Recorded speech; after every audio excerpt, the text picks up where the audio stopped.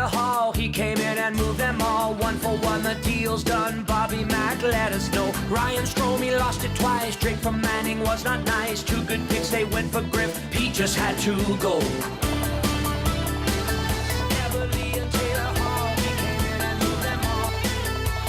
Eric Greiber buyout, what was that all about? Miko signed a 3-year deal, and my friends, that ain't no steal. Traded for Spooner, shoulda canned him sooner. Chris Russell, Lucic, no movement on their deals. Pete left a tire fire. Bobby Nix is searching for the perfect person. Pete left a tire fire. Now it's tough to do well when you're stuck in cap hell. 6:01 on the Nielsen Show. Dustin Nielson and Lieutenant Eric with you. Happy Monday. The Edmonton Oilers are 9 points back of the Anaheim Ducks. Happy Monday. How are you doing, Monday. man? Hey, how was Vancouver? Vancouver was great. Got to work a game with obviously someone we know is a good personal friend. And BC Lions look really good, buddy. They took care of business. They did Lions what you look expected them to do, I guess. BC Lions look pretty solid. Calgary, not so much. Pretty much the most fitting way for the Calgary Stampeders to wrap up their season. Well, and the West final that we all now deserve. Yeah. Correct? It would have been a shame if the Calgary Stampeders, after a 6-win season, robbed us of the BC Lions and the Winnipeg Blue Bombers. The story there is good, but I'll prefer this one. If you need a conch this morning, hit us up. We are coming at you hot from the Popeyes Louisiana Kitchen Studios. Can you guys just bring my phones down a little bit? These new earbuds are really popping off. Pretty excited. It's the first time you've asked for the volume to be turned down. I know. I don't know what's happening. What the hell is going on here? Yeah, but it's good. It makes me feel like I can hear again. So maybe I've just had horrible headphones the entire time. I don't know. But if you're looking to plan a little lunch today, get it done at Popeyes. They got that ghost pepper chicken sandwich on special right now. It's a game changer on the menu at all Popeyes locations. DoorDash, skip the dishes, and Uber Eats. Nasty Chat is already hopping today. It's going to be going off over there for sure. And, of course, you can text us anytime in the Paris Jewelers inbox. If you're looking to cheer yourself up after this horrible, dreadful, awful start for the Edmonton Oilers, why don't you go get you something at Paris Jewelers, Canadian, family-owned, 23 locations across the country of Canada. Flexible financing options available as well, including do not pay for 1 year in store. They got all the fancy jewelries. They've got the pendants for the Star Wars and the MCU and a bunch of fun stuff in there as well. They even have a sales display. Yeah. You see, if you're not, you can kind of get it, it's in its own thing. Quarter off, half off, or whatever. Yeah. Nobody needs to know. It's there. It's there for you. It's pretty neat, right? Pretty neat. Your boy Baron texting in and says, lousy time change. I had to watch the news for an hour this morning. The last thing you want to do is watch news. That's gross. Maybe he's suggesting that we have our own half-hour news show prior to the Nielsen show in the morning. Wouldn't that be something again? What do we think about that? A get you going thing, Maddie, reading the headlines, just straight newsman. Local news. Camera, yeah. Local news now at Edmonton Sports Talk. That'd be fun to do, actually. I think that would be all right. We'd all take a run at it, have our day. Let's start pounding that box, 780-218-9999. And one of you will end up winning text of the day for A&W. Super crunchy chicken cruncher sandwiches are available. The Nashville Hot Chicken Cruncher, the Chubby Chicken Cruncher, and the BLT Chicken Cruncher. And if you win the gift certificate, you get to come by, pick it up, see the office, hang out with the boys for a little bit. So that's one of the best things that we got going over here because the Edmonton Sports Talk offices are the place to be. Paris Jewelers have the shiny things that the Oilers can't ruin. That's in from Pat Maroon's bib today. I like that one. Text that in as well, just in case we lose it in the nasty chat. Looks like Atif is going to be rolling in to Monday Night Football damn well tonight. Better. He keeps chirping in all the time, and I keep inviting him, and he keeps denying it. But it looks like maybe tonight is the night, hey? We're going to get into the hockey team, obviously. Spruce Grove Chad is in. Dusty deserves a conch on the call on Saturday's CFL game. It's about 3rd and 1,000,000. I did say 3rd and, well, it was 3rd and 31. What are you supposed to do in that situation? Thanks for the conch, Chad. Appreciate that.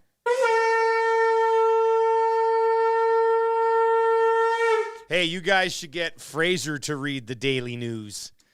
Oh, man. Wouldn't that be Here's your news headlines. And I think we do it while we're prepping for the show. So Fraze just sits right in between us, reading off the news headlines. Yeah, and we're just that's what I like. Yeah, keep almost completely ignoring them. One shot. Yeah. One shot. That would be funny, actually. That would be pretty good. Good and idea. Reads, like, tells you the news. Reads it at you. He stares like, you know. Straight at the local screen. expert Will Fraser. No newsman. prompter. Yeah. No. And no script. No. Here's everything according to Fraze. Yeah. As all you need. As you've described, local expert. Local expert curated. Yeah. Local expert, Personally. Will Fraser. That's good. I like that. Those are good ideas. Keep those. Look, if you got good ideas, this city desperately needs good ideas right now. So if you've got them, don't be afraid to share them at 780-218-9999 or in the nasty chat today. We will lay out the show for you in just a moment. We could pretty much spend, I don't know, about 12 hours today here at Edmonton Sports Talk complaining and dissecting everything going wrong with the Edmonton Oilers. But just as far as the weekend goes in general, buddy, how was the weekend? You had a big family celebration. Oh, like out of the sports realm? Yeah. Well, no, it was good. I mean, I traveled again. It was another road trip, and the roads were nice. That was always a bonus. I did find out that the karaoke guy that does karaoke at my local bar for 40 years is retiring. I saw this. And December 22nd will be his last day, and I'm not sure if I'll be out there by then. Oh, boy. So I think I had my last time with my my old karaoke meister, Cam Zoller. The only one you've ever known. And you know, you walk into a place and you're not greeted by the handshake, but with a hug. Yeah, and that's the type of host Cam was. So did you do like a last song as a tribute to him? I just sat there and listened to people. Okay. There's a lot of talented individuals there, and I didn't want to. Didn't you post a video of him singing? Yeah. Yeah.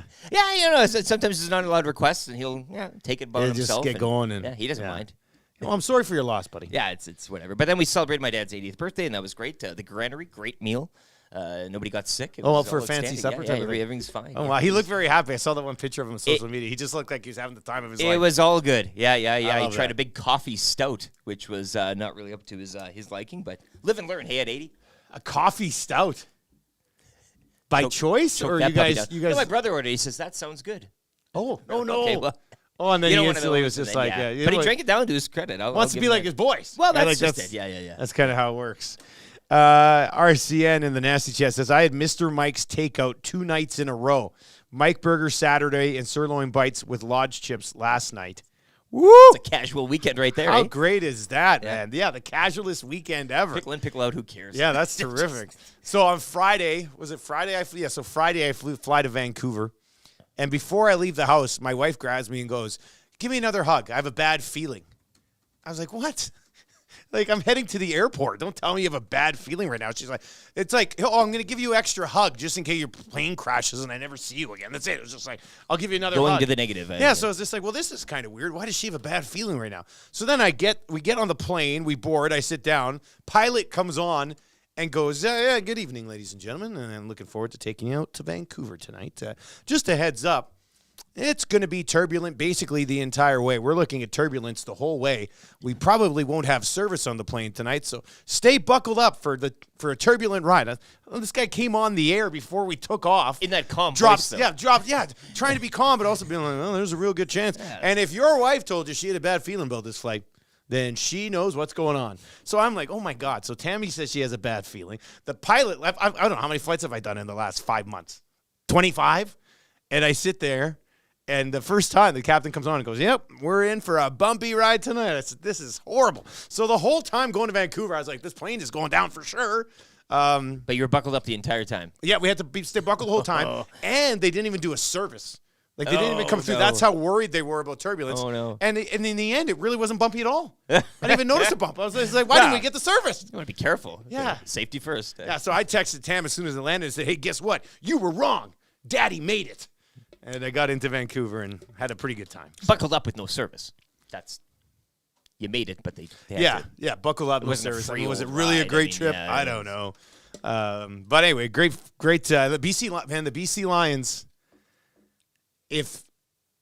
Last year they took Rourke into Winnipeg. Vernon Adams is on, and Vernon Adams was on Saturday. You know, we got Trey Ford here. He's still coming along, right? There's areas of his game, passing and stuff, but he's fun to watch. When Vernon Adams is on point, and I think the saying is cooking.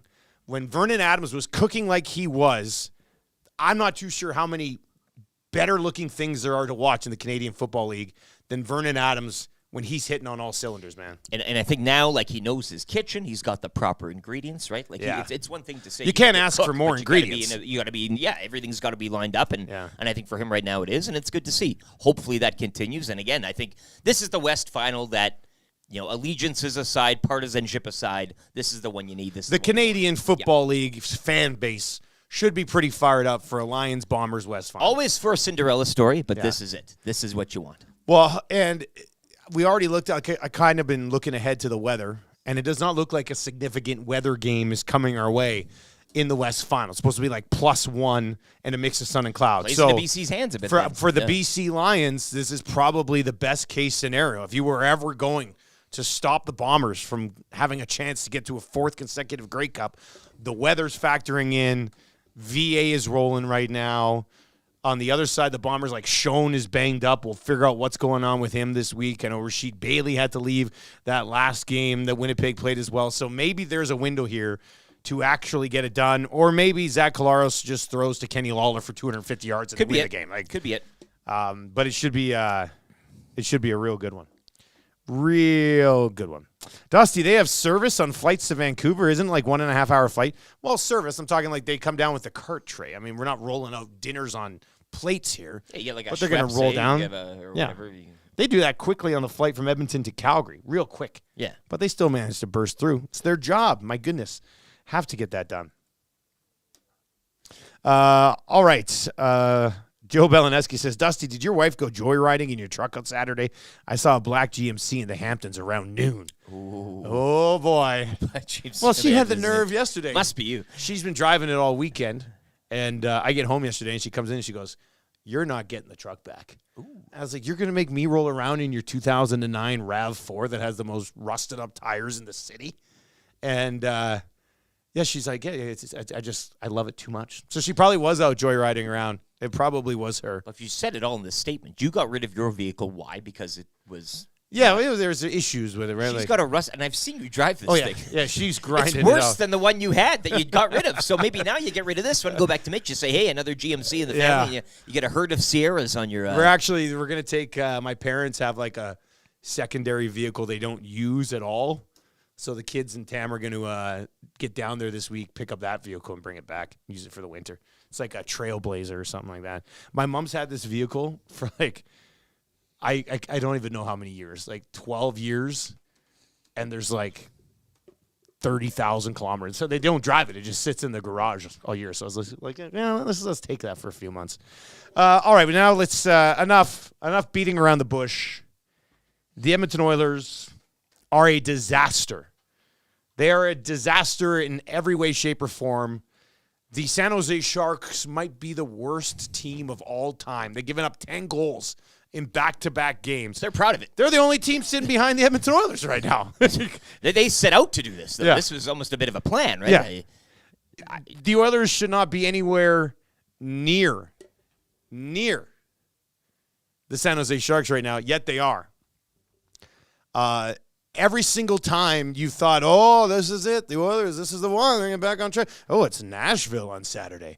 They always beat Nashville. That's what you and I were saying. Yeah, they didn't. And they didn't deserve to. Like, I know a lot of times people be like, oh, they deserve better. This team doesn't deserve anything right now.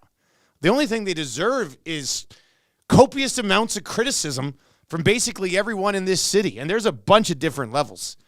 Like, and it's not even on, and I see everybody bitching about goaltending again because you know why? Because that's the easy thing to do.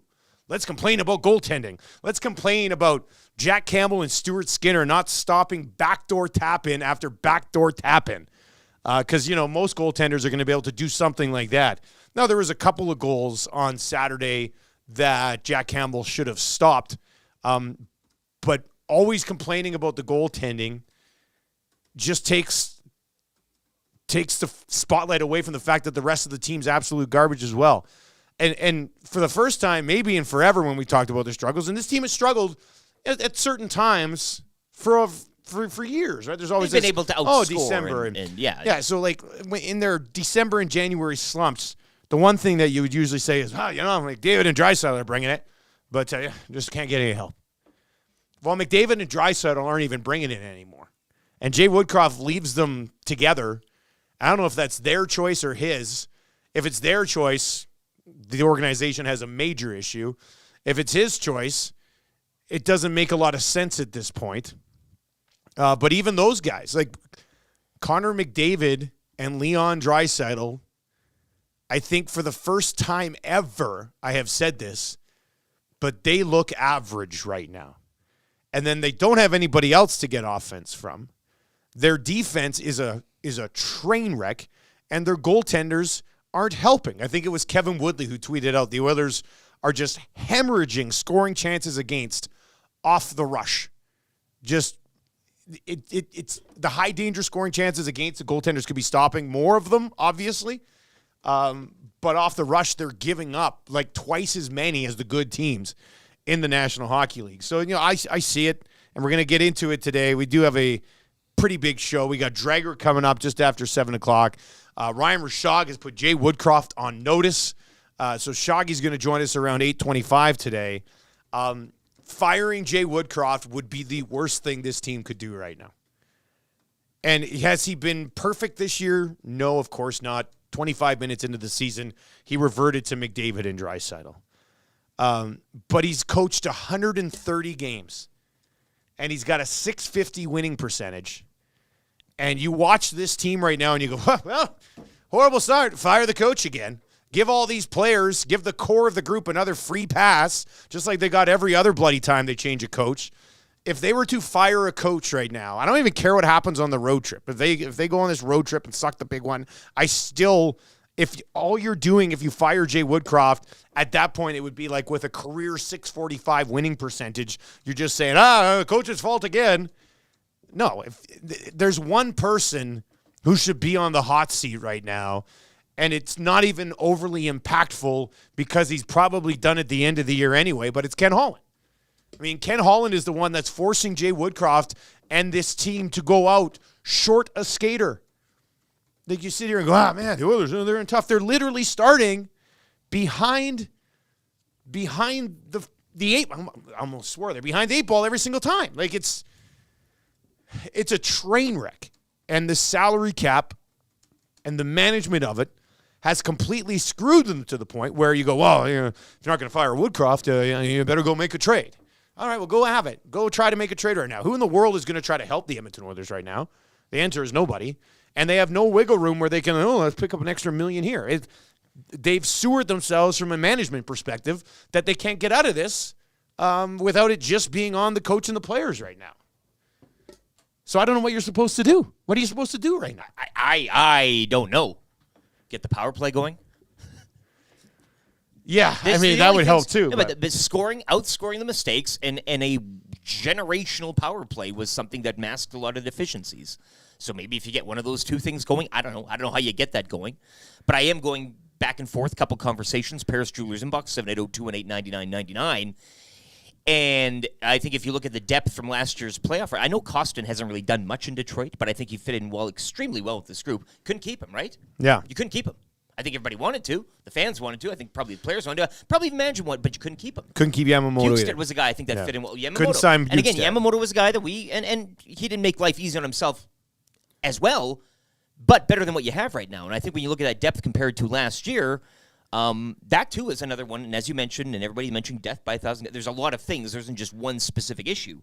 But I look to depth as one of those things as well, where if Connor and Leon aren't doing anything right now, there really isn't anybody else doing anything or capable of doing anything. I mean, just the punch of Costin a couple of nights, right? That he'd come in there, lay a hit, or do something that would spark people. I don't know. I don't know what you do, but coaching, bring in a hard-nosed guy like Dave Tippett. Yeah, what are you supposed to do? What are we doing here? I'm sick of all that stuff. Oh, they need a hard nose. They need a guy that we just went through that. Wrong. If you think this is a coach issue now, and you give the players a free pass again, it's all over. Like, they're never going to win anything. If you were to give in right now and be like, players, they're just really not playing for Woody, well, then they're never going to play for anybody because they've had every single type of coach. Maybe the core of Nuge and McDavid and Draisaitl and Nurse are coach killers. Maybe that's what it is. It sounds ridiculous, But I think I saw JCD in the Nasty Chat be like, coaches have a shelf life. Coaches don't have a shelf life of one full season. Like, Woodcroft came in, had the equivalent of half a season, had one full season, and now you're early into the other season. That's it. And on top of that, he's actually had more success than any of those other coaches had. So, I mean, if Daryl Cates and what do they call him, J squared, 2J, if those guys actually think or allow Ken Holland to fire Jay Woodcroft and bring in one of his old Hockey Canada buddies, then the entire organization might as well just fold, because that's not the way to handle this situation right now. And I cannot believe that people are trying to scapegoat their head coach when they can't even dress a bloody full lineup. Like, that's not on him. You think Jay Woodcroft goes in the room and goes, you know what, boys? Let's only play with 17 skaters tonight. That's not the case. This club has been handled so poorly from a roster construction and depth and finance perspective that some of you are thinking it's on the coach. It's just not. And a lot of money that was spent that put them in the spot was poorly spent, and they can't get out of it. I don't know, man. I've seen Gerard Gallant do a lot of things with 9 skaters before. To the point, though, you can't expect somebody else to come in here when you're handcuffed like that. And as somebody pointed out, with that depth, it's not like you can really go through the roster and say, okay, you're sitting, you're riding the pine or whatever due to performances. This is what you have. The bed's been made. Guys, someone tweeted out how the constant out of all of these coaches is the goalie coach. Goaltending has been one of the issues. Defense clearly is as well. But how do you not look at replacing Schwartz? I mean, if you're looking at somehow changing it or trying to justify to the fan base, like, hey, look at us, we're making change, everything's going to be fine. Yeah. I mean, I don't know. I don't know the case. I don't know how much of an impact a different goalie coach would make. But I also don't know the case to continue to stick with Schwartz when, I mean, the valid case could be that he did help Stuart Skinner last year. I mean, Skinner came in, had a really nice season, was nominated for the Calder. But once again, I mean, a lot of people want to just put this on goaltending. And you watch the breakdowns that this team allows and the scoring chances that they allow. You know, if they had prime Carey Price, maybe the story's a little bit different. But unless you're going out and trading for one of the top 5 goaltenders in the National Hockey League, this just in, it's not helping you. I don't know. Dave Jamieson is in. Huh. What if Gallant was one of the 9 skaters? That would be cool. Player coach? Yeah. Like Ogie Oldthorpe. Then they can dress 17 skaters, but the coach actually goes out at this stage on a 4th line. Dave Jamieson, is he in today? Dave Jamieson on the Hangout today, really? ladies and gentlemen. Sweet. Straight from the Nasty Chat to the Hangout studios. Who else is Oh, yeah, Doug McLean. Ooh, Dave Doug McLean will be great after Golden Bears football. Ooh, it's going to be fired up. This is going to be a great Monday. Yeah, I expect Dave Jamieson to come in and fire Ken Holland on the air. I think that would be pretty impressive. Oh, man, why does this poppy not stay on? Your This mom is the second texted. time. I wanted to mention it during the break. My mom texted? Yeah, she said. She's said on my Poppy Watch. Mine fell off as well. She caught mine, and Here we are. I didn't want to kind of do this business, but Almost 100, like over 100 years into the poppy game, and they're still falling off. I'll bring you a little pin, a hardback pin. I have lots, so you can kind of put it in there. That feels like cheating, though. It's disrespectful. You Right? put a Yeah, I've logo heard of some something people else in the say pin, if you so put what do I something, do? it's disrespectful. Yeah. So, I don't know. What did I do? I didn't even do anything to make it fall off. It's not like we're jumping around. Maybe I don't know. I have Coolbet set the line on how many times our poppies fall off today on the show, I guess. Anyway, good looking out, Mom. Appreciate that. Okay, your thoughts on it. Like, you can do one thing. That's what we're laying out today. You can do one thing right now to fix the Edmonton Oilers. And at this point, I think you have to say that you're somewhat concerned with them. Right? Like, I know, like, we're past the point of early. It is a week into November. The Sharks are 4 points on their heels. They Oilers have a game in hand, but they're closer to the Sharks than they are the Ducks. And the teams that they will now be trying to track down for a Pacific Division playoff spot are all playing extremely well. The Oilers, they have 5 points, okay? The Ducks have 14, and the Ducks have won 6 in a row, right? They just beat Vegas. Oh, yeah. They're on a heater right now. They're 7-3 in their last 10. The Ducks, you would think, are a team that would slow down. Now this puppy's poking me. I don't know what to do with it. But the Kings are 11. The Kings are 11 points up on them. That's a really good hockey team. So good luck tracking them down. The Canucks are 8-2-1 to start the year. I've already beaten them twice and are 12 points up on them. So dare I say, huge 4-point game tonight, which is exciting. And then the Golden Knights are running away with the division. They're 11-1-1, and they have 18 more points than the Oilers. So we are in early November. The Oilers have already pissed away any chance they have at finishing first in the division. And I know for many of you, who cares where you finish, as long as you get into the dance. But turns out the better you finish, the more favorable matchups you'll have in the first round. So one thing to change. If you think it's the goalies, you think it's the goalies. If you think it's Jay Woodcroft, you think it's Jay Woodcroft. But if you could do one thing right now, what would it be? 780-218-9999, 780-218-9999. Hey, guys, a stretch I know, but is there any word behind the scenes regarding Evander Kane and his old antics?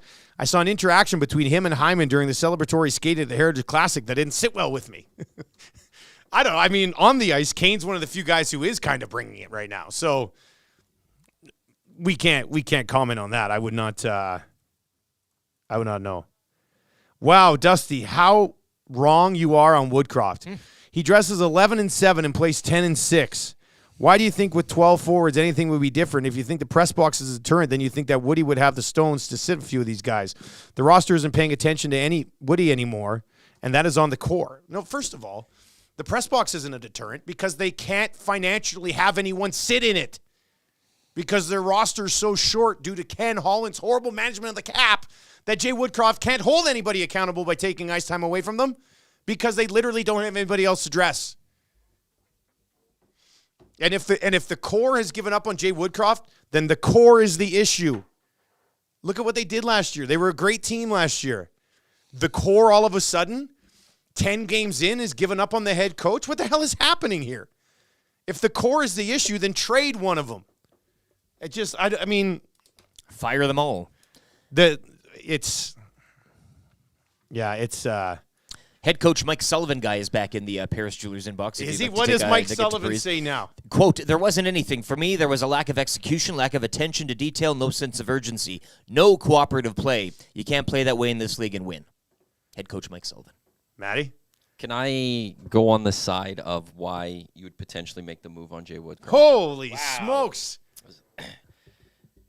If you still believe you can accomplish something this season, okay, the only move you could make to turn this around for this season is the coach. That's historically what happens, where you try to bring someone in who could just fire the team up. You see that new coach bounce a lot. And if you bring in a Gallant, maybe that just gets these guys fired up for this season and going into maybe next year as well type thing. Because GM doesn't help. But he's the one who should go. And absolutely. And he would have to go on a move like this. But getting rid of Ken Holland does not help today. It doesn't on your ice today. It helps future, but it doesn't help today. It also helps the fact that he might not then make a panic trade that hurts this team long term. Well, they can't allow him to make any more decisions. But we saw with Peter Chiarelli with a couple of moves that hurt this team. You say then if it's on the core, get rid of the core. Well, Nuge has a no-move clause. Yeah. You're not trading Connor or Leon. And who wants Darnell Nurse's contract right now? Nobody. So you can't do anything with the core of this team. So now you're looking at what else can you do for this team. Now, one is maybe go make a trade. Maybe it is go find a different goalie. I don't think you can go do that necessarily. Maybe it's find someone else to go to the blue line. But also at that point, who's making that trade? Is it Ken Holland? Can't trust Ken Holland to make that trade. You can't allow Ken Holland to do anything else. The only move left would be your coach. If this is a cup or bust season, you have to do something at some point with this team to try to turn your fortunes around, and that might have to be just based on there's nothing else, the coach. You going to fire a coach with like a top 10 winning percentage of all time? If you don't, then you're risking losing this entire season. You're okay with losing this entire season. because you don't want to fire There's this no other coach answer. now, and there's no other way you could then go fix this team to try to be cup team. You're going more for bust at that point, are you not? That's the rationale I have behind making a coaching change. Not that he does. It's like the goalie getting pulled in a 4-0 hockey game, The mercy pull. but it's the mercy A fire. mercy in a fire. sense. Yeah, but to Because me, you have nothing else you can do if you want to salvage this specific season. And you have a guy out there like a Gallant who, while has never won a cup, he does get the most out of his teams for the first few years. We've seen them do so well, whether it's been Florida, whether it's been the Rangers, whether it's been the Golden Knights. He goes in, he gets them going, and then the players turn on him. That absolutely happens. which they will. They will, Like- and you'll have to make that change again in 2 years. But you may have potentially salvaged this specific season. And unless you're willing to say, okay, this year the goal is let's just get to the playoffs, hopefully get in the playoffs and see what happens, then yeah, you could do whatever you want then and keep Jay Woodcroft. But how much further can you go until you have to do something with this season? And if it's 2 weeks, let's say, what can you do that is realistic to turn the fortunes of this season around if it keeps trending this direction? I just think it's such a cop-out Sure. by everybody to make Jay Woodcroft the fall guy when he has a bunch of defensemen who are too stupid to know where to go defensively. You know what I mean? Like, all of a sudden, a coach is going to come in and Jack Campbell and Stuart Skinner are going to be able to stop pucks. Like, Potentially. I don't think Jay's calling card as a coach has been the defensive side that well. Well, then fire Manson So- and bring in a defensive coach to help him there. And right? maybe Like, that's Maybe what that is you the- bring in. yeah. Maybe that's the way you go, where you keep the head coach, but you bring in maybe it's a couple. Maybe it's Dustin Schwartz and it's Dave Manson. You bring in a defensive guy. You bring in a goaltending guy. I don't know how soon. will these guys make McDavid and Draisaitl skate on a back check? Because if Woodcroft can't do it, why is somebody else going to be able to do it? They prefer to just watch things happen on a back check. You know, like until those guys take ownership of, like, this team is logistically unable to win a 2-1 hockey game. It's physically impossible for these guys to turn their mind on to the fact that, hey, you can also win games by allowing fewer chances as opposed to just not burying the ones that you have at the other end. Like, I just don't know if you can coach that out of these guys. Nobody has. You brought in all these different types of coaches for these guys, and they still are just watching on a back check. And if that doesn't work, then everybody else, it starts at the top and trickles down. Because maybe every coach is coming in and is too scared to stifle the offense of Connor and Leon. Okay, yeah, but Connor and Leon haven't done you-know-what for the last 5 to 7 games. That's on Jay Woodcroft for those guys not putting up points right now? No chance. Right? Like, that's on these guys. This is on the players and the general manager. The general manager, because his coach isn't allowed or unable to. Literally, I'm going to put these handcuffs on you, but please hold everybody accountable. Okay, well, I want to sit this guy and I want to sit this guy. Oh, well, you can't. So it's just like, it's a bad spot. So Oilers lose, Canucks tonight, beat the Sharks, lose to the Kraken on Saturday, let's say. Which very well could happen. I think That's they win very 2 of the 3, but What can you do? What would you do? Dustin Nielson is now Jeff Jackson. I would send a message that you actually care about it, and I would fire Ken Holland in his final season. I know everybody's like, "Oh, Ken Holland, he's done everything. He has to go off, on this as a white knight on this horse, and everybody, that's how his career has to end." But all he's done is completely sewer your franchise. So, yeah, I'd say, you know what? We're taking this seriously. We believe in Jay Woodcroft. We believe in this group of players. We need somebody to come in here who can somehow find a way to tweak it to make it a little bit better. Ken Holland, you're out. So what? Paul Coffey comes in. Well, Not as you, sad but as it is, yes, that probably seems like Paul the Coffey next- would call shots that would be for the the next rest one. of the year. Yeah. Mind you, I've heard that Paul Coffey doesn't want anything to do with that job. He just likes being the voice But to maybe the kind of intern. bounce things off people. But You want to know, and to my point of maybe that is, I don't think a GM change impacts the ice, but maybe there is a message that goes to the locker room of, you just got somebody else fired. yeah, And it could be the coach next. So if you care about Jay, get playing. the weirdest thing is that they've only sucked this bad since they added the analytics department. So I don't know what that Job, means. Parcati. Nice Wow. going. Nice going, Parcati. Maybe that's you the name, flew in eh? the Oilers. Just kidding, analytics community. I think. I mean, I don't know well enough. I know I was listening the other day to Stoff, a future Nielsen show guest. I guess I was driving to the airport on Friday, so I was listening to the Stoff show. And Dustoff was laying out, like from a Fenwick and Corsi perspective, they're lighting the world on fire. So, I don't know. To me, firing Jay Woodcroft is just the whole organization copping out on what the real issues are. But your thoughts on all of it, 780-218-9999, 780-218-9999. You can hit us up in the nasty chat as well. One thing you could, what would be the one thing you would do right now to get the Edmonton? And if you want to say, and some of you might, and I'm not sure there's a right answer, Rick, and I'm not sure there's a wrong answer. That's the beauty of this whole exercise is we're just going around. Well, I guess I am saying there's a wrong answer. I think firing Woodcroft would be the wrong answer. But some people make cases for being the right answer, and that's true. I mean, there's no we're not going to find this out here today. It's a real fun and fascinating. It is, yeah. You get the old magnifying glass out. But yeah, one thing right now to get this team back on track, and maybe, and this sounds crazy because it is early November, but maybe the right answer is to believe in everything you have here, and they will turn it around. Because I still believe they are better, even as currently constructed, than they've shown so far. Are they better than they were last year? Clearly not. They're not near as deep as they were last year, and obviously they're having some struggles defensively in between the pipes right now. But yeah, they just need to now play lights out consistent the remainder of the way, right? That's not a tough challenge for this group. Yeah.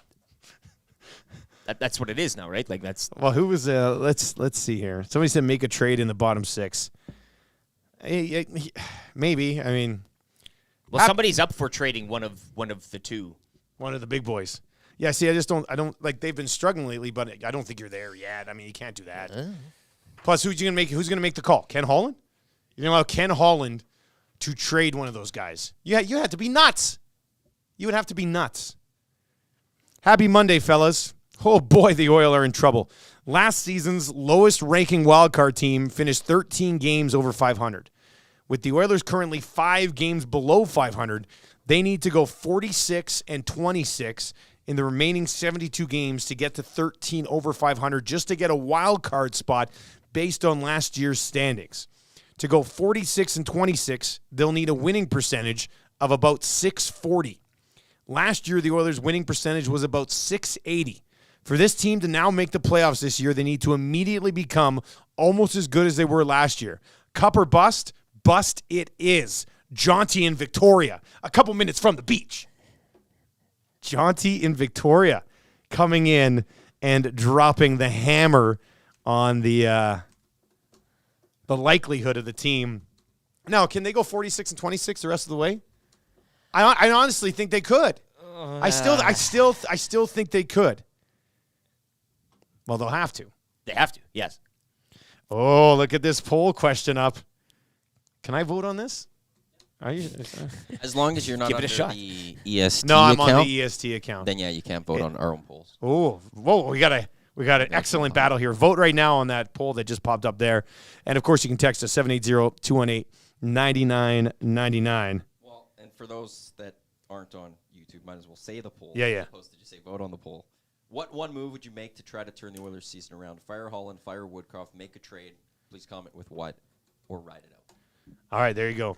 56% say fire Holland, 16% say fire Woody, 24% say ride it out, and about 10% right now are saying make a trade. But that's kind of flipping around back and forth. Here we go. Guys, I would put them all in a room and say, this is it. This is your team. These are your lines. We can't bench you. We can't trade you. The decision is yours. Either you find a way to win or your legacy will include having 2 best players in the league and being a lottery team. You're all rich, but money can't buy legacy. Tell 91 and 93 and 18 and 25 they're locked up long term and we will ride your career into the ground. 29 will leave next summer. 97 the summer after. 25, 18 and 93 you're going nowhere. So it's time to find out who you are and what this team is about. Rant over. Paris Steelers inbox is on fire right now. Absolutely on fire. Sparkling, dazzling. Yeah. Keep them coming. Keep pounding that box. Darren Dreger coming up in less than 20 minutes. We've blown right through an update. That's okay. We're going to dive into everything that happened. Blitz package right now around the football world. Starting, hey, how about the University of Alberta Golden Bears? Now, how's that for your 8th-ranked SAS Huskies? Chris Morris, you've done it, Chris. You've done it. Suck it. Yes, exactly. Yes. Exactly. And we'll see what happens. UBC kind of had to come from behind and squeak by Manitoba. So They were toying with them. you think so? Blake Nill knows what he's doing, right? Oh, He's giving- man. Chris Morris versus Blake Nill for a championship this upcoming weekend in Vancouver. Maddie, you were at this game, right? I went. Turn Maddie up a bit. Let's get Maddie. Yeah, I got There I'm we just go. learning Okay. these levels, just a different spot here. There we go. I think that should work. Yeah, no, I was there. I enjoyed a nice, cool time at Foot Fields. Early on, it looked like it might be a really close game, very tight, and then the Bears just pounded it on. Like, they turned it up. Put up, I think, was it 23 or something unanswered to end the first half. They or must have something like that, couple and it's just- future CFL offensive linemen on that team, eh? I would think, like, with Wow. the way they run the ball, like. Who was it that we were talking with? It might have been Jay Milne, EST glue guy and stuff. But, like, they have produced so many offensive linemen to the NFL and CFL. If you're a top lineman prospect in the country, how do you not go to the U of A or talk to Chris Morris at someone? Like, they churn offensive line. Which is What do you huge have? because that's where the core of your team is going to be built every year, right? Well, and especially when it comes to like a U sport, you're running quite a bit. To have an O-line that's just going to open up holes. But even, I'll say this. Their running attack wasn't that strong this past weekend. It was the passing game that got a couple of really big passes that led to touchdowns or just they played a really strong game late in the game. Anytime the Huskies were getting close to maybe trying to make it close, a couple of interceptions.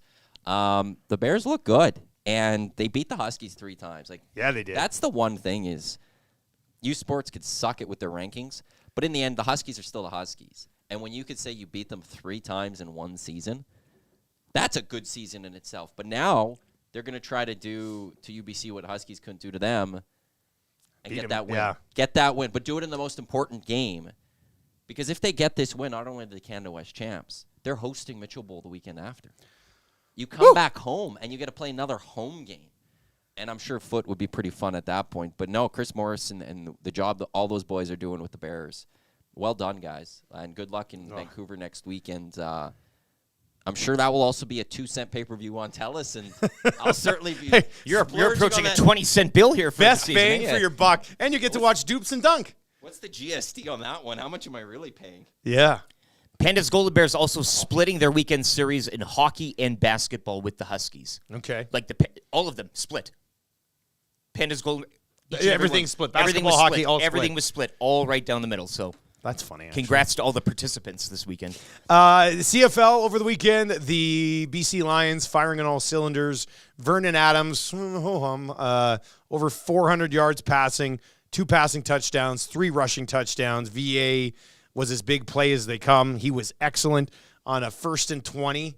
He ended up taking off for like a 24-yard scramble. He was getting whatever he wanted against the Calgary Stampeders. Edmonton should be a better team than Calgary next year. Keep that in mind. On the other side, the Montreal Alouettes find a way. The Ticats, boy, the Ticats. That was an interesting way to handle Bo Levi Mitchell at the end of the season. They say they're going to play them both. Then they just ride Schultz out to it's way too late to come back anyway, and then throw Bo Levi in like he's a grade 9 basketball player on a 9-10 team where the grade 9s don't really get to play. Like, Mentioned Cinderella stories, and I thought they had a real good one developing here heading into the weekend, and now it's just all unraveled and back to square one, and he doesn't want to be there, and away we go. yeah, well, Bo made an interesting point. He goes, I understand you're not what he's saying. playing your highest paid player in this game. He's right. And it's not like Schultz is Vernon Adams. He's still just Schultz, who's basically been a career backup. Is this midnight, though, for Orlando Steinauer? This must be. I mean, the clock is striking here, right? Did my poppy fall off again? Are you kidding me with this thing? Oh, and now the pin's popped out. Well, we tried. What a mess this 6:45, is. Well, I'll get it fixed up here. I'll just hold it on like this for the rest of the show. How's that sound? Just like this. I'll get the pin when we get to an update at 7 o'clock today, and we'll put it back on. I don't know how this isn't staying on. You know what I got to do? I got to do the thing where you come back through the poppy. But then that I feel is like disrespectful because you're popping another hole in the poppy. You have a pocket there. Yeah, I do. So could you not put it through both fabrics, like the flap and the underneath? You're or always so something? smart with fabrics, Is that Matty. what- It's I great. don't know if that would work or not. It might work. We'll try. I'm going to need my mom to actually drive up here to put this All thing you on need, properly. like, and then I don't just cut it like an elastic band. Cut a small little piece and put it on the back end, and slide it through that, So many tricks. and it's harder to come. Yours out is back. staying on. How's yours staying on? What'd you do to yours? I'm just sitting extremely still. Yeah, okay. Yeah. I Excellent guess I was very shirt, by the ranty. way. Excellent so- shirt. Thank you for supporting the greatest franchise. All Thank the you, gold man. miners, yeah. All right, so that's the story. Canadian Football League will have the same Final Four as last year. Montreal's, we'll set it up throughout the week for sure. Montreal's odds of upsetting the Toronto Argos, probably not very high, I would think. I feel like the Argos might roll in the East Final. Any given Saturday. That is the saying. And then on Sunday, or on Saturday as well, Bombers, Lions, that's a heavyweight tilt. Of all heavyweight tilts. So I can't wait to call that one. It should be fun. National Football League yesterday, there was a few storylines that developed. How about C.J. Stroud? If you just traded for him in one of your keeper leagues, you're probably feeling pretty good about yourself. Cha-ching. I did Hey, trade for cash C.J. it in, Stroud yeah. in one of my keeper leagues. So that was nice. He's single-handedly keeping me alive in that league. He had the best game by a rookie, basically in the history of rookies. Over 400 yards, 5 passing touchdowns. That's one of the big stories from yesterday. Deshaun Watson actually played in a football game. The Cardinals sucked. The Browns won 27-0. How about Dobbs? Basically hadn't taken a snap with the Vikings. Wasn't expecting to go into this game. But he's like They a put him rocket in. scientist, though. It doesn't matter when you're that smart. You could be hire him for the Oilers. He'd turn this thing around, right? Plus, you're playing the Falcons, You're burying the who lead here, I guess. refuse to give the ball to Pitts or Bijan Robinson for some reason. Arthur Smith is, what's it, the vein of my existence? Is that the saying? Yeah, the bane. The bane. Oh, yeah, Gregor's the bane. bane of the your bane. He's the bane of my existence. From fantasy perspective, he's absolutely killing me. But Dobbs throws for a couple touchdowns, 7 carries, 66 yards, a touchdown there as well. Came up huge on a 4th down. At one point, what else stood out? The Ravens crushed the Seahawks 37-3. Gardner Minshew wins again as the Colts get by the Panthers. Stiff test. Yeah. In a Carolina team, hey? Looks like a coaching change for the Raiders has worked. Or There they you just go. played the Giants. Perfectly. Oh, no. Yeah. The Giants suck. You know, shutouts, a lot of sucky teams. This is an NFL Week 9 Sunday, hey? The other 2 games, though, were excellent. The 2 later-ish games, Cowboys-Eagles, watch the second half of that football game. That was a fun one to watch. Class of the NFC. CeeDee Lamb with a huge game. Couldn't find the end zone, but had 11 catches for 191 yards. And then the Bengals get by. Team right now, and injuries on the defense to some key personnel, I think have combined with that. They'll probably be like in and around, sniffing around, wild card, playoffs or whatever, but probably won't do too much. That's fine. I'm still fuming over the Luton-Liverpool draw from yesterday. Don't get me started. You on that. are, hey? I was wondering how Chaos you at would. Kenilworth Road. Is that what they're billing it as? That's what I'm billing it as. Oh, that sounds real nice. Yeah. That could be on a newspaper headline. You could, yeah, I'm going to tell Will Fraser. So you what put it in happened? Well, they drew. They had chances. Chances go awry. You know, that's Liverpool frustrating. and You who? make it- Luton Town. The Hatters. It's a small little it- stadium. okay, so is this to like a get to the fourth level stadium, you have team to or go whatever? through like this Oh, neighborhood. is that the one where And you come go up through the You building? cut through people's gardens. There were fans knocking on people's doors randomly saying, "Can I watch the game from your kitchen?" And what was it, 0-0? 1-1. Oh, 1-1. Yeah. Sorry about that, buddy. That's get a point. I've seen some videos of that. A point earned. Yeah, Or 2 that- dropped. okay, yeah, that's how it fair goes, enough. And where will you be tonight, buddy? Centric Casino Sports Bar and Lounge, Centric Casino Fort Road, Chargers and Jets tonight. This is a tight little matchup to conclude Week 9 in the NFL. And, of course, Oilers Canucks to follow later in the evening. But your next chance to qualify, new draw for a trip for 2 to L.A. Rams and Browns. We'll be giving that away in a couple of weeks. And Loaded Burger Special tonight, $11.99. You can get whatever you want on it. Anything in the kitchen, it's loaded. You can say, load it up. I'll Put take all another of it, burger on please. top if you want. You know, that type of thing. I'll take all of it. Join him tonight. We'll Jets Chargers should be a good one. We'll get your Monday Night Football Challenge after we chat with Mike Tanier. We haven't even laid out the show for you yet. We'll definitely go there. How about this? Put it on the wall. Actually, I did email our logo to Map Guy, the guy who wants to make us that map. I really want that map. So I emailed him our logo over the weekend, and hopefully we can get that map nicely laminated, printed off, put up on the wall, so we can track things like this. Senior Boots is in. It says, listening to you boys on a hike in Gold Canyon, Arizona. You're echoing off mountain walls. How cool is that? That's really neat. I like that. Our sound will live on in those walls forever. Forever. Much like the cave paintings type of thing, right? It It's just kind keeps of a, echoing. Hundreds of years from now, people are like, what's that? Oh, that's the AM Nasty. And through the mountains of Arizona, which I didn't even know were there, you hear this. And this.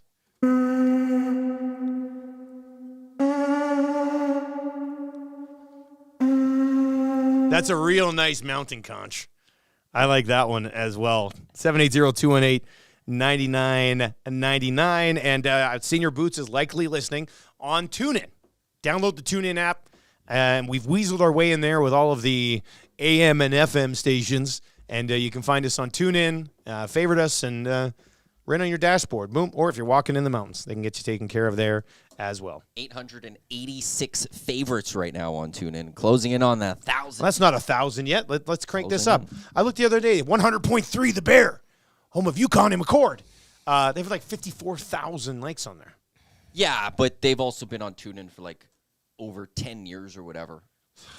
So, And we're only on TuneIn for 2 weeks the now. new kids on the block. A week. Yeah. week and Week a and a half. Yeah. Well, actually, per capita or whatever On that that would be. rate. I think we're probably doing better than them. But no, so yeah, they've got a lot of a head time to do this. But if we could be 1,000, week and a half, 2 weeks Yeah, in. just go on TuneIn, favorite I'm us. happy. Makes it even easier for you. All right, let's get into our good, bad, and ugly from the weekend. Dreger coming up in just over 10 minutes. Lieutenant Eric, you're good from the weekend, buddy. What are you going with? Well, I'm going to go to CFL playoffs, and we were going off the numbers provided that attendance was up, TV attendance was up. I think you were on the scene. You had feet on the ground in Vancouver with the bowl opened. I mean, from all things watching on TV and people reporting on Twitter and elsewhere, I mean, it seemed like a pretty good atmosphere. People saying, oh, I want to go to BC for a game. And then going to Montreal, I mean, that kind of speaks for itself now. I think they developed a great little attitude around McGill and getting people in there, making their own way of unique noise. And, yeah, just a cheers to a lot of negativity around here regarding the hockey team. NFL, I know that's still going on, Week 9 midseason type of thing. But for the CFL on a Saturday to have a couple of good divisional semifinal games, cheers to that. Get that into the atmosphere a little more. I don't even want to tweet these out because I know everybody will just hate on the league because it's, oh, you're such a homer. Careful. But PFF keeps track of Pro Football Game Quality Index, like the quality of the football games. CFL game quality this year is at a 7.4. The NFL game quality this year is at a 4.7. So, like, ratings are up, attendance is slightly up, and for the last 2 years, the Pro Football Game Quality Index has been significantly higher than our friends south of the border. And I'm a fan of both leagues. But I think it's been some pretty entertaining football north of the border here the last couple of seasons. And this weekend with the East and West finals should be absolutely tremendous. My good, I just got to come back around to the University of Alberta Golden Bears. I mean, I know we're fired up about the rankings. They might have been fired up about them a little bit too. But to go out and do what you did to the Huskies again, beating them 3 times in one season is just, with all of the games where I'd leave, I'd get home to, this is even before we had kids. Tell me, how'd the game go? I'd be like, Golden Bears lost 76-3. Like, time and time again. It's just awesome to see them actually doing this well, man. What's Like, funny is that's a legit score. I know. Like, it's not even like you're just joking. Those are No, OUA there were scores. games like that. they would just get crushed. And here they are. Like, it's awesome. You're bad from the weekend. What are you going with? Bad from the weekend, I will go, well, look, we were talking about it here recently. I'm going to go with the Buffalo Bills. It's bad right now. It's not ugly. As I said, they will survive. But from a personal point of view, ever since the trouncing of Miami, I think they've had a below 500 record. It's bad. It's bad if you're a Bills fan right now. I don't think it's going to get any better. I don't know if it's going to get necessarily ugly. But I've buckled in. This is the expectation right now. This is fair. The wild card hunt is on. Go Chargers tonight. My bad will be, I don't know if you guys saw this, Charles Leclerc crashed on the formation lap. Is that when he walked into the tree or whatever? He walked up to the bush? This is the type of, since I became a Formula One fan, like, I don't know, 3 years ago, this just is like the most Ferrari thing that only Ferrari could have something like this happen. Loses his hydraulics, crashes on the formation lap. Not the first lap. There were some incidents on the first lap, but he crashed untouched, not even going fast on the formation lap. So that's a That's a bad look right there. And you're ugly from the weekend. What are you going to go with? 1, 2, 3. Oilers. Yeah. Yeah, it's pretty bad. I mean, you look at spots where you think, okay. It's ugly. This is where you get. Look. So wraparound goal, not great. Campbell was too far past his post on that one. I don't know why he wouldn't have been more tugged up against it. And maybe that is a goaltending coach thing because he was kind of trying to be square to a shooter. And then in order to get back to that far post, he basically had to push across twice. So it didn't make any sense. He could have been, I don't. I'm not a goalie coach. I played one for about 6 years, but I was awful. But on the post, you're probably not in too much of a danger of a shot there. Draisaitl was nicely watching and skating along beside Forsberg, not doing anything about it. But instead, he was kind of like out past his post. It really didn't make much sense. So I didn't like the way he played that one. Ceci could have possibly helped on the far post, but he wasn't ready to go there. A power play goal. I mean, that's but on two of the goals, Darnell Nurse was just outworked, just outbattled for a puck. Like that type of stuff has to stop happening. A coaching change, a GM change, a trade is not all of a sudden going to make these guys, like as a group, they just need to want it more. It sounds very generic and cliche-ish, but it's true. You can't watch that game on Saturday and tell me the Nashville Predators didn't want to win that hockey game more than the Edmonton Oilers. It was pretty clear. So, yeah, of course the Edmonton Oilers and winning 2 of their first 10 games is extremely, extremely ugly. Pat Maroon's bib, Ferrari, the equivalent of taking the ice with your skate guards on, which is pretty much what it was. I had that happen to me 2 years ago. It was like the big day at Terwilliger, so like all the U9 and U7 teams were there, and I was coaching Marshall on one side of the ice, or on one of the rinks at Terwilliger, and then I threw on my skate guards to rush over and coach the Muzz on one of the other ones. And I come over, totally forgot my skate guards were on, and they were on the big ice at Terwilliger with like the big stands. So there's a bunch of parents there, and I open up the gate and I jump out onto the ice and I go down hard. So embarrassing, and significantly hurt my elbow. My elbow was really sore in that situation. Not to mention the pride, but the elbow. Yeah, pride is one thing, but when you hit your funny bone, The physical pain. like with all your weight, that really hurts. That hurts more than the pride that it took away from me. Guys, I think we need playoff Cassian. Sign him back. Like prime Zach Cassian. So he was on Saravalli's podcast, and Saravalli asked him about the Cassian goal song. Yeah, I heard about this. Yeah. And so Frank texts me. Frank texts me on Saturday morning, and he goes, hey, just so you know, Cassian said that he used to listen to the Cassian goal song during the 2017 playoffs. I was like, that's nice. And that guess what? That's when he played his best. 2017 playoffs was prime elite Zach Cassian. And you know what was firing him up? The Zach Cassian goal song. So I thought that was kind of neat. That was fun. And thanks for the text, Mr. Saravalli. We were working on a Costin song, weren't we? Hey, we had that. Yeah. We had the idea going for a bit. At this point, nobody deserves a song. Nobody deserves a song. Yeah, no. nobody Except deserves a Tire song Fire right when now. we play every morning. Which, yeah. Apt. I'm always like, what should we start with today? It's- And when you're 2-7-1, you have to Yes, start you with have Pete to, Left the yeah. Tire Fire. I mean, it's an automatic. Darren Dreger is going to join us coming up here shortly, just after 7 o'clock, and we will discuss just like, is there some sort of plan to get this team back on track? We will get into that. Ryan Rishaug today with the Got Your Back Monday morning mandate. That'll probably happen around 8:25-ish today. Mike Tanier is going to pop by. Cool Bet Hotline of the day. And we're asking you today, and hey, try to get in the mix here and win text of the day for A and Dub. But one thing, you can only do one thing to try to fix the Oilers right now. Is it a little thing? Is it a big thing? What do you do? 780-218-9999 or in the nasty chat as well. We will get into that. But first, let's get to a sports rewind with Lieutenant Eric.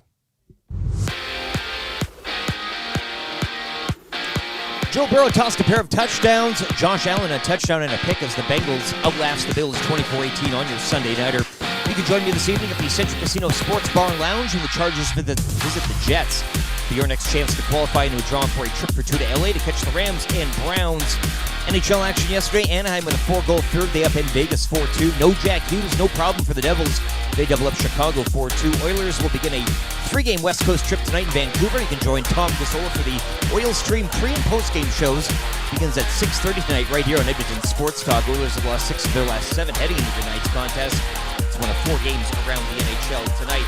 Oil Kings dropping one on home ice yesterday, 5-1 to the Medicine Hat Tigers. Club are idle until Friday when they visit the Hitmen. Over to the NBA, Raptors win on the road, 123-116 over the Spurs in overtime. Raps will visit Dallas Wednesday. 12 games around the association tonight, including James Harden, scheduled to make his Clippers debut from MSG against the Knicks. Sports Rewind brought to you by Universal Rewind. LTIR for electric motors doesn't exist. Contact Universal Rewind to have them properly maintain your motors. Choose experience, expertise, and quality. Choose Universal Rewind. The Nielsen Show featuring Lieutenant Eric. Only on Edmonton Sports Talk.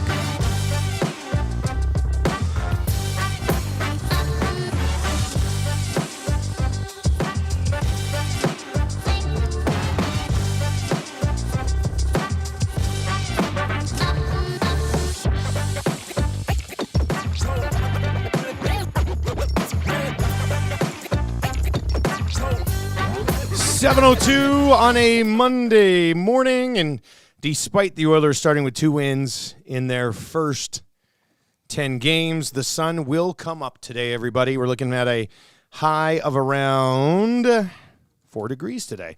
Not bad, actually. It's about 3, 4, 5, 6, 7 all week long, which goes back to my theory, and my wife will know this as she's watching or listening this morning. I think all of the seasons have moved by a month since when we were kids.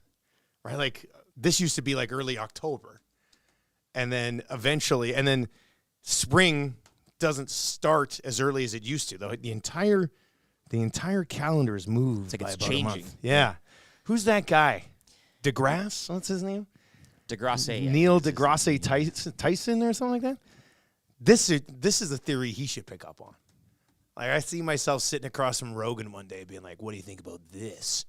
You want to smoke a cigar and talk about how November used to be October?" That'll blow his mind, right? Oh, yeah. That'll be pretty good. Yeah. We got your Cool Bet hotline of the day coming up. We'll get to that. You can text us anytime. Paris Jewelers inbox 780-218-9999. And Mike Tanier to wish us a good week and recap everything that happened in the National Football League yesterday. Tanier will be by. 3 questions too many, kind of easy trivia still to come. Ryan Rishaug with the Monday morning Got Your Back mandate. That means you'll probably see Rishaug creep into the nasty chat around 8:10 today. Tommy Gazzola should be in there with his huge wrench at some point too. And we got Orange and Blue breakfast today too from Mobile One and Blue Water Lubricants. So we'll get into that around 8:40. So it's a busy show. But one thing to fix the Edmonton Oilers right now, and you can be serious about it, or if you want, you can have a little bit of fun with it too. I mean, that could be how you end up winning text of the day. This one's in. It says, my suggestion to fix the Oilers is to rename all of the forwards Connor, rename all the defensemen Miro, and rename the goalie Dominic. Boom. Science. Oh, so we can have expectations for them, hey? Outside of how they actually play. That's a good idea. That would be. That's going to help, right? It's like calling your team a cup contender prior to a puck drop on a regular season game. Hey, guys, just thought I'd point out an ugly stat of the day. Make your own assumptions, but the Oilers' first and second string goalies both have a worse save percentage than the Sharks' first and second string goalies. Yeah, what are you supposed to do about that, eh? I mean, the goalies need to be better. I'm not giving but the entire group needs to be better. That's why I don't think you can just single out the head coach and be like, that's it, you're done here. All of a sudden, Jack Campbell and Stuart Skinner are going to be good goaltenders this year. I don't know if that's the case. That's the thing. We're asking for one thing to kind of get them back on track here, but I don't know what the answer is, because even if, I just don't think Jay Woodcroft should be the fall guy for this. Ken Holland should definitely be the fall guy for this. But what does that do, right? What it does is it puts you in better hands moving forward, but that person's going to come in with their hands like this, right? It doesn't fix the current situation. You know, I saw the other day, I watched a how-to magic trick. You know, a lot of these magicians just have handcuffs that easily just pop off. The whole thing's a scam. I watched this, it was like this guy hanging upside down in water. And it's almost as challenging as trying to get out of the current cap situation for the Oil. And they just popped off the handcuffs like this. I always thought they would at least had to, like, wiggle around in there. Strong. That was tough. All right, so one thing, what would you do if you are running the Edmonton Oilers right now to get this thing back on track? And is the correct answer? What's the poll question say here? Let's see. 28% of people say fire Holland. 18% of people say fire Woodcroft. 18% of people say make a trade. And look at this. I like this leading the way right now, 36%, the ride it out crowd. So, the majority, or the most, I would say, are saying ride it out. It's only 36%. I guess the majority would want some sort of change. But we're not too sure that's going to be coming anytime soon. You can text us anytime, 780-218-9999, or hit us up in the nasty chat as well. And we'll get to a few more of those messages. We work our way through the second hour of the show. It is game day. The Oilers do get the 8-2-1 Vancouver Canucks, so that's not ideal. But our Hockey Insider today, Darren Dreger, is brought to you by Pro-Am Sports. They've got you covered with Heritage Classic souvenirs, pucks, pins, prints, and patches. Visit them in Edmonton on St. Albert Trail, just north of Yellowhead, or online at proamsports.ca. Dregs, everything's fine here. Nothing to worry about in Edmonton. How you doing today, man? Yeah, I'm doing okay, but I did morning radio this morning in Toronto, and they're feeling the same level of angst, I think, here in Leafs Nation. Maybe not quite, but similar kind of storylines and conversations. The fact that, there are some injuries. The defense is banged up and not good enough for the Maple Leafs. That's putting too much stress on the goaltenders. They're not getting enough support in their bottom six offensively. So it comes down to the Austin Matthews and the Marners and the Nylanders and Tavares to handle all the load. Sounds kind of familiar. I was going to say, what's going on I think Edmonton. The Boo Birds are out in Ottawa too, right? Like it's and somewhere it's like there's this huge fire happening in Canada, and the Vancouver Canucks are just sitting there on a swing with it happening in behind them. everything's going well. So we'll get to the Canucks in a second here. From a fan base perspective, Dregs, it won't surprise you to hear that, they view things as pretty dire right now in this market. Yeah. Are you hearing anything about the organization viewing it the same way, or is it still we've got the pieces and this thing will come together at some point? Well, that's the hope and that's the expectation. They do feel, obviously, that this team is a much better team than what we've seen in their 2-7-1 record. But I would pump the brakes a little bit too on the level of expectation. Look, I was part of the chorus that had the Edmonton Oilers as a top Stanley Cup contender. Part of the reason why I hate making those ridiculous predictions prior to playing one game of the regular season. But if you look at the evolution of the Edmonton Oilers, that's where they should be. They should be considered a top Stanley Cup contender. But I'm not so sure that the players and management believe that 100%. And it's not like they don't have that level of resolve. It's just proof positive that until you start playing regular season games, looking at the playoffs and looking where you hope to finish in the playoffs is just hope and dream and level of expectation. You got to get there. So I think that management looks at things a little bit differently. They like the pieces for the most part. They expected that the pieces would fit into this puzzle differently than they have, but they're only 10 games in. If you get to U.S. Thanksgiving, which isn't that far away, clearly, and this club is still floundering, well, then Kenny Holland's probably going to have to play a card that he didn't expect to have to play at that point of the regular season. Could that be a coaching change? Of course it could. I mean, we can't be that naive to not think that that's plausible. They don't want to do that. This isn't Jay's fault. It really isn't. But at the end of the day, I can guarantee one thing. Jeff Jackson and Bob Nicholson are feeling the heat from ownership. And because of that, there are conversations with Ken Holland. I mean, that's just the way it works in today's NHL. So if things don't turn around, and I would say turn around immediately, like even tonight, if the Oilers get swatted around by the Vancouver Canucks, then maybe the mood changes to something far more dark than what I'm describing here. It's interesting because we were talking about Jay Woodcroft earlier today, and I mean, this is a guy who had to play a player short on his lineup because they're just screwed by the salary cap or their management of the salary cap. So, like, I don't think he should be the fall guy for this, but it would almost be a situation, as Matt described earlier today, almost like, when you pull the goalie when you're down 4-0, it's not his fault, just to try to get things going. That's how we would have to view that if it happens, right? Like, 100% agree. I mean, it's worst case scenario, and it's often the last resort. But before you get to a drastic measure like that, I think that Kenny would have had conversations and will have conversations with Connor McDavid and his leadership core to get the true vibe. Like, why isn't it working? Why isn't it working? I mean, for the first how many games, and again, reminder, they've only played 10. We talked about the defensive system changes and the fact that it's a copycat league. And, Vegas won the Stanley Cup with that defensive system. So that has to be the answer. But, does it really all come down to that? Or is it just, again, possible that this group is in a funk? It seems unnatural given the level of talent that the Oilers have assembled, but it could be that. So I feel like it's a patient group, upper management, the general manager, but we're going to find out here in the near future how long that line of patience extends. It may not extend much further. I was going to say, Darren, too. I mean, we're going over all these fire this, trade this, and do that. And right now, Ride It Out in our poll is 38% and it's leading. So is that just a case of if they do get the power play going or they do shore up a mistake here or there or whatever, and then it changes overnight? I mean, we have seen this team last year as well start off hot, went in a bit of a slump. They were on fire heading the playoffs last year. How big of you are on the just Ride It Out train? Is that where your vote goes to, and just play the patient game, and maybe American Thanksgiving is another place we revisit this thing again? Yes. That's the position I would take. And, most educated hockey fans would reasonably look at the roster assembled here and go, well, obviously they're better than a 2-7-1 record and where they're at. Obviously not much different than where the Ottawa Senators are. You're getting the fire DJ chants in Ottawa. How unnerving is that? I mean, maybe they're doing that to Jay already. Not yet. Not yet. You kind of feel it's coming. Yeah.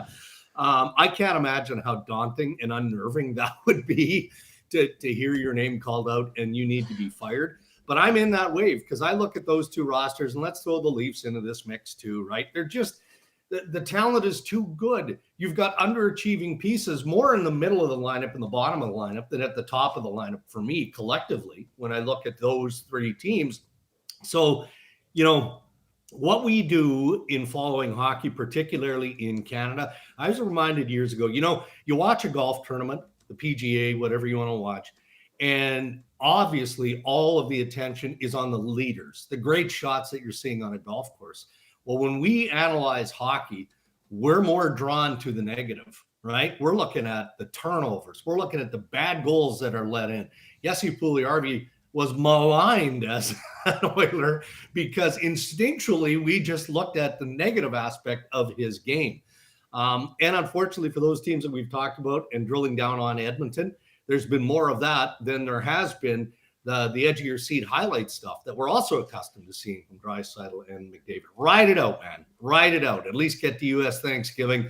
And then if you've got to make a tough call, you make a call then. Well, yeah, I think this is one of those spots where you need those guys that you just talked about to get them out of this. McDavid and Draisaitl, neither of them have scored since the third game of the season. Tonight's game 11. Like, it's usually when we've looked at this team in the past go through a struggle, it's like, man, McDavid and Draisaitl are doing whatever they can to get them out of this, and they're not getting goaltending, they're not getting support scoring, whatever. But during this slide, man, those guys aren't even scoring goals, which is just weird to see. Yeah, I'm with you. But again, I'm reminded of the Leafs, and the market was starting to talk about Austin Matthews not scoring, and then he scores the hat trick, his third hat trick of the season in a losing effort to the Buffalo Sabres. Those players are too good not to find the touch again. It's going to happen. But again, what we do is we analyze as to, okay, well, aside from Connor picking the puck up on his own goal line and skating it end to end, which we have seen a number of times over his brilliant career to this stage, they need some help, right? The transition game, just getting the puck to those guys in key situations hasn't been as good or consistent as they needed to be. But you know what? If we're having this conversation a week from now and talking about McDavid and Draisaitl not scoring, then I think it's fair to start poking away at it. Why is it? Where's the breakdown?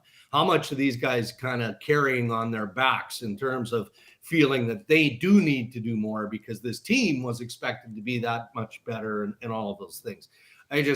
Those guys are proven performers, top of their games to this point. I don't think that their lack of scoring is going to be something that drags into next week. Darren Dreger with us here on the Nielsen Show this morning. When we look inside the division that the Oilers are now chasing, Vegas has had a tremendous start. The Canucks have been excellent. We'll see them tonight. And then there's the Los Angeles Kings. There's another team that I want to get to here. They've been red hot. But just with Vancouver tonight, because the Oilers are going to see them again at the beginning of the year. You see them blow out the Oilers in one. You're like, it could be a one-off. Then they beat the Oilers in the next game when we thought Edmonton would bounce back. You're like, oh, interesting. And now here they are, and they look legit, do they not? They do. Yeah, they do. And as much as we want to, put the crosshairs on coaches in this country, how about we put a big exclamation mark beside the name Rick Tocchet in Vancouver, and not a swipe at Bruce Boudreau. Just the time, the messaging, the lack of change, all of that. Ultimately, I think that's what sunk Bruce. But Tocchet still doesn't have the team that he would want. Not quite yet. He likes the heavy sort of hockey. So you need, oftentimes you need bigger players with some grit to play that way, especially defensively.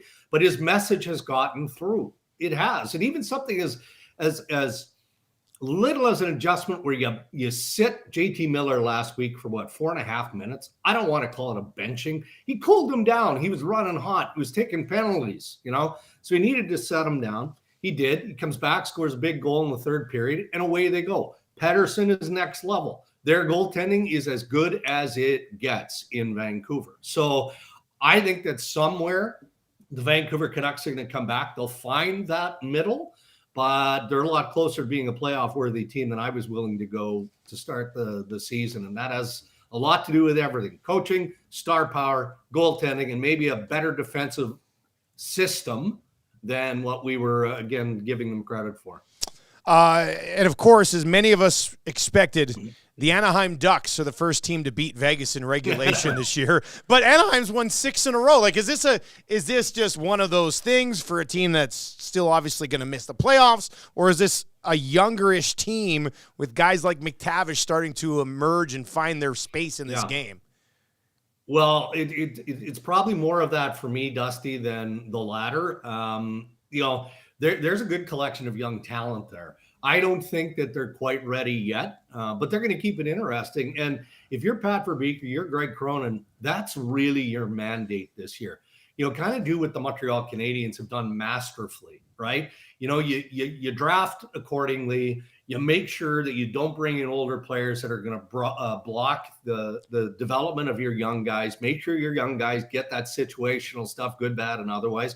They're doing that well in Montreal, and evidently they're doing the same thing in Anaheim. I'll talk to Ferraro about this on the podcast tomorrow. He's got a keener eye for the defensive side than I do, the details. But so when they signed Zegras vowed that his primary focus was to be a better all-around player.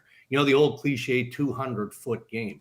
And I think we're seeing that from him, but you're seeing that across the board. And maybe there's a culture change there with the new coaching staff that has kind of hit the mark with some of these star players. But I put more of it onto just more experience at the NHL level. I think, again, they'll come back to the pack, but they're a pretty good story right now, setting records by Anaheim Duck standards. You mentioned the podcast with Ray. When's the next episode of Ray and Drake's Drop? Yeah, we're going to drop tomorrow. Okay. So normally Tuesdays are just you kind of drift around the NHL and chew on the top stories. And then Thursday, Friday, we invite a guest in. So let's see how tonight goes. Again, you've got Tampa Bay and Toronto. You've got the Vancouver Edmonton game. There's a couple of hot spots in this country that are probably going to lead our Tim Hortons headlines. Oh, that'll be good. All right, Dregs, we appreciate the time, man. Thanks a lot. Okay, guys, have a great week. All right, there you go. That's Darren Dreger, brought to you by Pro-Am Sports. If Well, if/when the Oilers lose tonight, tomorrow's show is going to be straight fire. But it's not just here, right? Yeah. Other people have their issues too. But it's not Clubs, as bad teams, anywhere else as fan it is bases. here. Well, no, I mean, Right. yeah. As I That's said, the, even San Jose, I mean, that's they're rooting on the losing. 3-game trip takes them away this week, which means we have a steady diet of Tommy all week on the Hangout, eh? That should be great. Yeah, I think the only question is the Friday, how that's all going to play out. But because no, you're here. No, Friday. I'm here for our show Friday. That's right. I leave at like noon or yeah, something. I think you're already gone. Yeah, no. Okay. I should be here. Yeah, no. Right? That'd be nice. Week. Tea biscuit in the house. Oilers start this trip in Vancouver. Then they whip down to the Sharks, where anything less than 10 goals will not be acceptable. And then the Seattle Kraken on Saturday, home for a couple, and then back out on a 4-game road east, Lightning, Panthers, Hurricanes, and Washington Capitals. It is strange to say that Connor McDavid and Leon Draisaitl have not scored since the third game of the year. And what's even stranger, and this would be the one criticism of Jay Woodcroft that I do have, he's left them together when it's clearly not working. That's what really blows my mind. You nuked yourself. Put them together 25 minutes into the season, and then in Nashville, they lit up the Preds. That was back on October 17th. It's November 6th. Connor McDavid, now McDavid missed a couple of games in there, but Connor McDavid and Leon Draisaitl have not scored since the third game of the year, and we're going in to game number 11. So maybe in a situation like this, when you do have two generational talents, those guys get you out of this. Like, those guys got to go out and have themselves a game. McDavid is clearly not 100%. I think that's pretty clear. And, of course, anytime Leon struggles, everybody pops in and goes, is Leon hurt? Leon must be hurt. I don't care. If you're playing, go out and contribute. And neither of these guys have scored since the third game of the year, which is just so strange to see. I'm not sure since they've both been on the team that this team has gone a 7-game stretch without either of those two guys scoring. I would guess right now that the answer is that's probably never happened before. You know what the cure sometimes is? A nice road trip. Get away from home, get away from the noise, right? Really, really mesh and gel and combine as a group. Yeah. I'm trying here. I know. Trying here. Well, that's like we're using every sort of cliche like that, right? Like, get out on the road, get away from it. We already said it earlier in the year. So, play Nashville. Everything always works against Nashville. You always own Nashville. Well, that didn't work. Oh, you know what? Good test against Dallas here. This would be a wake-up call for this team. Go get that one against Dallas. Their only 2 wins this year are against Nashville and then the Calgary Flames, who are absolutely horrendous. Just as bad as the Edmonton Oilers. But maybe there's a chance to get some value on this. Let's get to your Cool Bet hotline of the day. There's like 300 markets already up for this game over at Cool Bet tonight. The Oilers and the Vancouver Canucks. It is a nice schedule tonight. In addition to Tampa, Toronto, and Edmonton, Vancouver, the Boston Bruins play the Dallas Stars, which should be a really good tilt as well. Eric will be at the Century Casino tonight for football, but the hockey game will be on as well. You'll be able to get a good chunk of this football game in because the hockey game doesn't start until a little bit later on. Our pregame show, we're very happy to provide you as a sports station with Oilers pre- and post-game coverage. 6:30 tonight. Tommy Gazzola will get you going. And then I think road post-game shows are probably the best ones because everybody's just at home watching the game, and they're just like, hey, let's go. Hop on. They throw it on the TV and join us for the post-game show tonight as well. We'll definitely do something on this Oilers-Canucks game tonight where the Oilers – this is quite the drug rate here. The Edmonton Oilers are a -112 slight favorite tonight on the road against the Vancouver Canucks. So that would be a line set on desperation, I guess, because it's certainly not set on how well these two teams or how well they have not played so far this year. Mr. Lean, who did hit the Golden Bears. The Oilers really screwed us on Saturday, man. Like, I had them on a huge parlay, and then that one, like a couple weekends that we've done the Edmonton parlay, the Oilers have completely messed up. So, it's actually funny because had you come to me about an hour ago, I was going to be on the Canucks money line. Okay, because it was +110, It's dropped to minus 104. It's moved that much in the last hour? Yeah, and I was going to be like, this is one of those situations where you bet the Canucks, the Oilers lose, well, at least you got your bet. I see some people in the nasty chat saying that too. Or if the Oilers win, whatever, you've lost a bit of cash, but the Oilers have won. But minus 104, I'm on that one. So I'm looking at Monday Night Football. Okay. You got Tottenham home to Chelsea. God. It's a hell Don't you Monday do that. Night. Yeah, it's a hell of a match. It's a hell of a matchup. It is a hell of a matchup. London derby. Pochettino making his return to Tottenham. Chelsea's not good. They've been struggling this year. They don't give up a lot of goals, but they don't score a lot of goals. Whereas Tottenham, look, if there is a DNA of Tottenham, it's failing, but that comes later.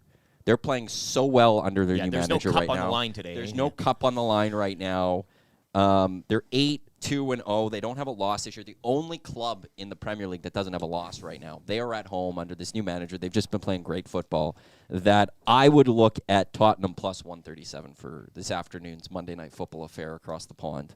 So that's where I'm leaning. You're a towards, sick is puppy. Tottenham. And I miss doing that on my sportscast at 1260. Always going Monday Night Football action today. And Monday then Night Football. Yeah. It is. That's how they did kind of preview it there. and You got me. You they got call me. it that. And across it's the night pond. over there, right? They- So they- it's like, yeah, it's yeah, a yeah. perfect.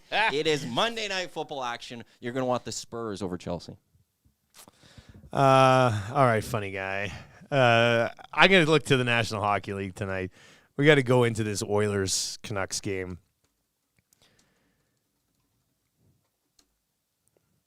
The total's at 7. If you move it to 6.5, it's minus 150, which is not great value on it there, but I don't mind the over 6.5. But I'm going to lay it out here right now. I'm going to challenge the captain. Don't do it for your team. Don't do it for yourself. Do it for the cool bettors. Score a goal tonight. Connor McDavid has not scored in his last 5 games. You can now get him at basically even money to score a goal tonight. I would be surprised if the Oilers win this game 2-1, 3-1, 3-2. Like if they win this game, it's a full-blown 6-4 shootout. So Connor McDavid to score in an attempt to get his team out of this slump. I'm not sure it works because they might hemorrhage 9 goals against. But Connor McDavid to score tonight at some of the best value that you will see at minus 105. So Connor McDavid, he's due. He's still the best player in the world, even if he's banged up. Connor McDavid, minus 105 to score a goal tonight is your cool bet hotline of the day. It's going to be a real weird parlay if they put it together. All right, a McDavid goal with this soccer match. Well, I think there needs to be something different for a parlay if we're going to do a parlay. We probably should look at we'll have Monday night or tonight. Okay, well, why didn't we do this? We can do a football parlay, and then the cool bet hotline of the day will be McDavid minus 105. I also want to throw this out there. Over 6.5 goals, McDavid to score, and a Quinn Hughes point. Well, there's your parlay then for tonight. Yeah. There's our Edmonton Sports Stock parlay for the day, and then just my lean is if anyone's interested in the footy from across the pond, you got Tottenham against Chelsea. All right, there we go then. Cool bet. Whoever's watching, Dog, Jake, Patty, Matty will text you too. We are looking at McDavid to score, Quinn Hughes point, and the over 6.5, not the 7, the over 6.5 in this hockey game tonight. And that will be your Edmonton Sports Talk parlay to get you going. Up the Chels. So Right. McDavid goal, Hughes point, over 6.5. Over 6.5.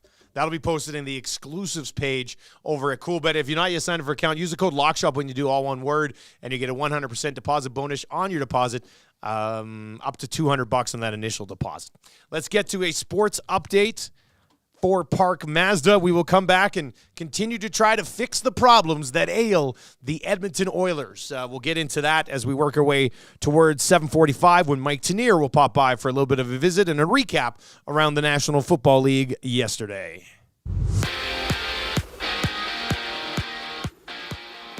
Joe Burrow with a pair of touchdowns on the Sunday Nighter. Bengals over the Bills 24-18. You can join me tonight as Week 9 will end with the Chargers visiting the Jets. I'll be at the Central Casino Sports Bar and Lounge. It'll be your next chance to qualify into a draw for a trip for two to LA to catch the Rams and Browns. Also have Oilers and Canucks on later in the evening. Over to the NHL yesterday, a pair of games. Anaheim with a 4-goal third. They upend Vegas 4-2, while the Devils double up Chicago 4-2. Oilers will begin a 3-game West Coast trip tonight in Vancouver. Tom Gazzola has your Oil Stream pre- and post-game shows. Coverage beginning at 6:30 tonight right here on Edmonton Sports Talk. Oilers have lost 6 of their last 7 heading into tonight. It's one of 4 games around the NHL. Oil Kings dropping one on home ice yesterday, 5-1 to the Tigers. The club are idle until Friday when they visit the Hitmen to kick off a home-and-home. Raptors with a road win yesterday, 123-116 over the Spurs in overtime. Toronto will remain on the road and visit Dallas Wednesday. 12 games around the association tonight, including James Harden scheduled to make his Clippers debut from MSG against the Knicks. Sports Update brought to you by the great staff at Park Mazda and Mitch Lewicki. The more Mitch practices with his beer league team, the luckier he gets. Hi there. If you're like me, you like to picture yourself in luxury, even though there's absolutely no way you can afford it. And if you can, well, even better. Thankfully, I picture myself in something that is luxury, but still absolutely affordable, like the all-new Mazda CX-90 from Park Mazda. With the new luxury features like facial recognition settings and quilted detail Napa leather seating, I can pretend to be comfortable with all of my proper settings activated without even touching a button, thanks to Mitch Lewicki and the great staff at Park Mazda. I like to picture Mitch Lewicki as newborn 8-pound, 6-ounce Mitch Lewicki. You can picture grown-up Mitch, or teenage Mitch, or bearded Mitch, or whoever you want. Park Mazda, your dealer for life in Sherwood Park off Y Road, parkmazda.ca.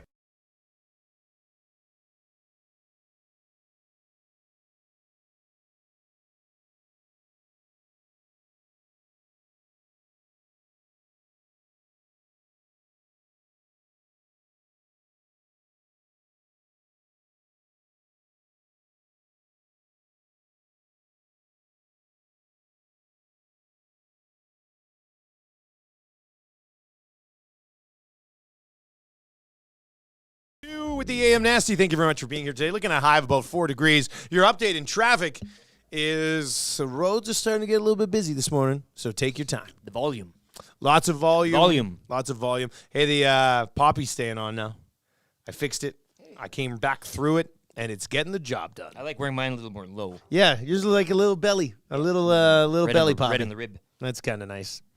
All right, 780-218-9999, 780-218-9999. If you've not yet signed up for the Nasty Club, you might want to check that out. You can go to edmontonsportstalk.com, click on Nasty Club, click on there. You'll get the post-show every single day and access to all of our goal songs, which we still obviously will play here if they ever score goals the morning after a game and win. We'll hammer those out here on the show, but you can hop in to the Nasty Club.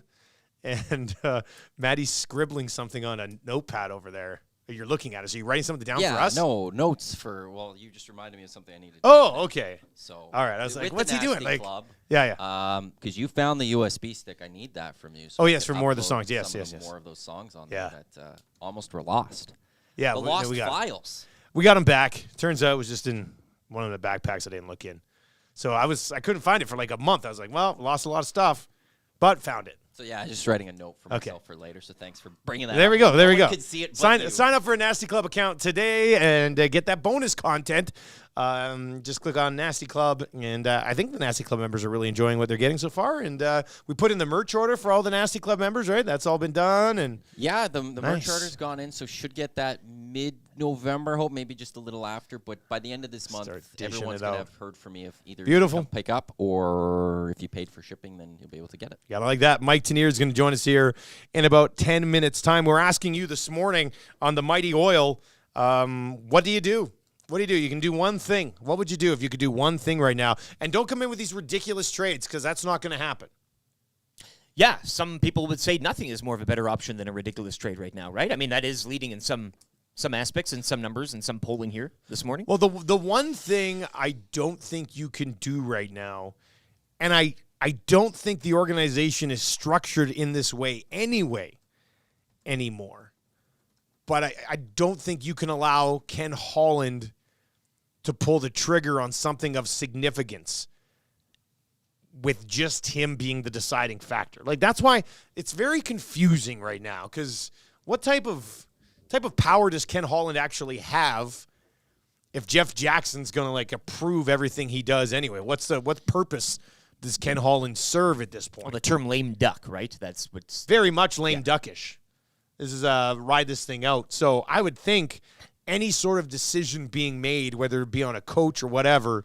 And maybe for that reason, Jay Woodcroft should be a little bit worried about his job, because Jeff Jackson, who's now at the top of this tree that has several branches coming off of it, Jeff Jackson wasn't the guy who brought him in or elevated him up throughout the organization.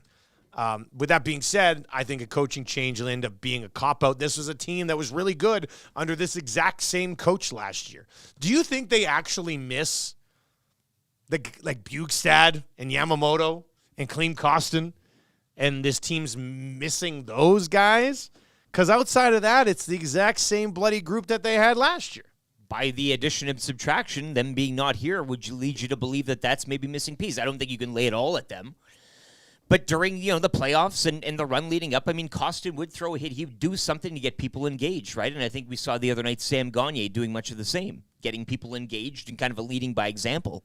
And I think you go up and down right now, the roster and the lineup, and nobody is doing that, including you would hope from your two big guns, your two big guys, right, leading the charge. Well, the one thing that they usually can do is score goals. Usually. And they haven't scored goals during this stretch. This text is in from Miranda down in YYC. That would be Calgary's airport code. Hey, guys, unfortunately, and I hate myself for saying this, but the answer may lie in a coaching change, only because we do not have any roster changes to make without leaving bigger holes, which means we probably need one of those a-hole coaches that uses tight systems and less flexible styles to get the most out of mediocre rosters, which outside of the top 2 or 3 players is what we have. Miranda in YYC says she hates herself, but she's calling for a coaching change. It's not going to happen. Like, if they get pumped by the Canucks tonight, are they firing Jay Woodcroft tonight? I just don't see it. And I just think you can't just keep whipping through coaches with this core needs to be. I like the person who texted in earlier today and said, sit these guys down and go, this is your coach. This is your team. We have no room to bring in anybody else. We've paid you all so much money that we've completely screwed ourselves. Go out and win hockey games, hold yourselves accountable, and go get that done. That might be the best play here. I don't even know who delivers that. I wouldn't send Ken Holland in to do it. Nicholson? Paul Coffey. Yeah. Paul Coffey goes in and sends that message. I don't know. Send Stoff in, for goodness sakes. I don't know. Somebody go in and send that message that this is it. This is your group. You guys want to be known as a team that ended up being one of the biggest busts in the history of the National Hockey League? I'm pretty sure they don't. So just go in and have that group own it, as opposed to giving them a way out. Oh, you know what? It's not on you guys. It's not on the fact that you have to dress sometimes 11 forwards and 6D and not even have a full NHL bloody roster. It's not on any of that. It's on Woodcroft. Let's get Woodcroft out of here and everything's going to be fine. I'm sorry. I feel like what could end up happening would be new coach bump, things go well, but they will never win the Stanley Cup. And I hope I'm wrong on that. Maybe they do make a coaching change, and maybe they go on this miraculous run down the stretch, and maybe they win the Stanley Cup. And I'm wrong. We can save this clip and go there. But to me, if you're going to have a group that's a Stanley Cup championship caliber team, the group itself has to hold themselves accountable. And if you go out and you change the coach because of a poor start, that's not holding anybody accountable except the poor bastard that couldn't even dress an entire lineup because you mismanaged the cap so horribly. So I don't know. I feel like it's just the easy way out, and you're not going to develop into a championship caliber team if you keep taking the easy way out. 780-218-9999, 780-218-9999, or in the nasty chat as well. Someone blaming Bettman at the Paris Jewelers inbox, 780-218-9999. So of course. This is where we're at. We didn't have that on the poll this morning, did we? This is a good one. D-Rock is in. I have no explanation for the Oilers' play other than Bettman wants McDavid and Draisaitl out of Edmonton, just like he pulled Tkachuk and Gaudreau out of Calgary. Pathetic. Doesn't appear like the Manitoba boys will be coming out to the Ice House for playoffs. That's in from D-Rock this morning. Guys, not a coaching change, but a coaching style change. Throw the lines in the blender. Holloway first line, Lavoie second line, Nuge third line, sit Bouchard for a game. So you're going to sit Bouchard and just play 5 defensemen? Like, that's what I'm talking about.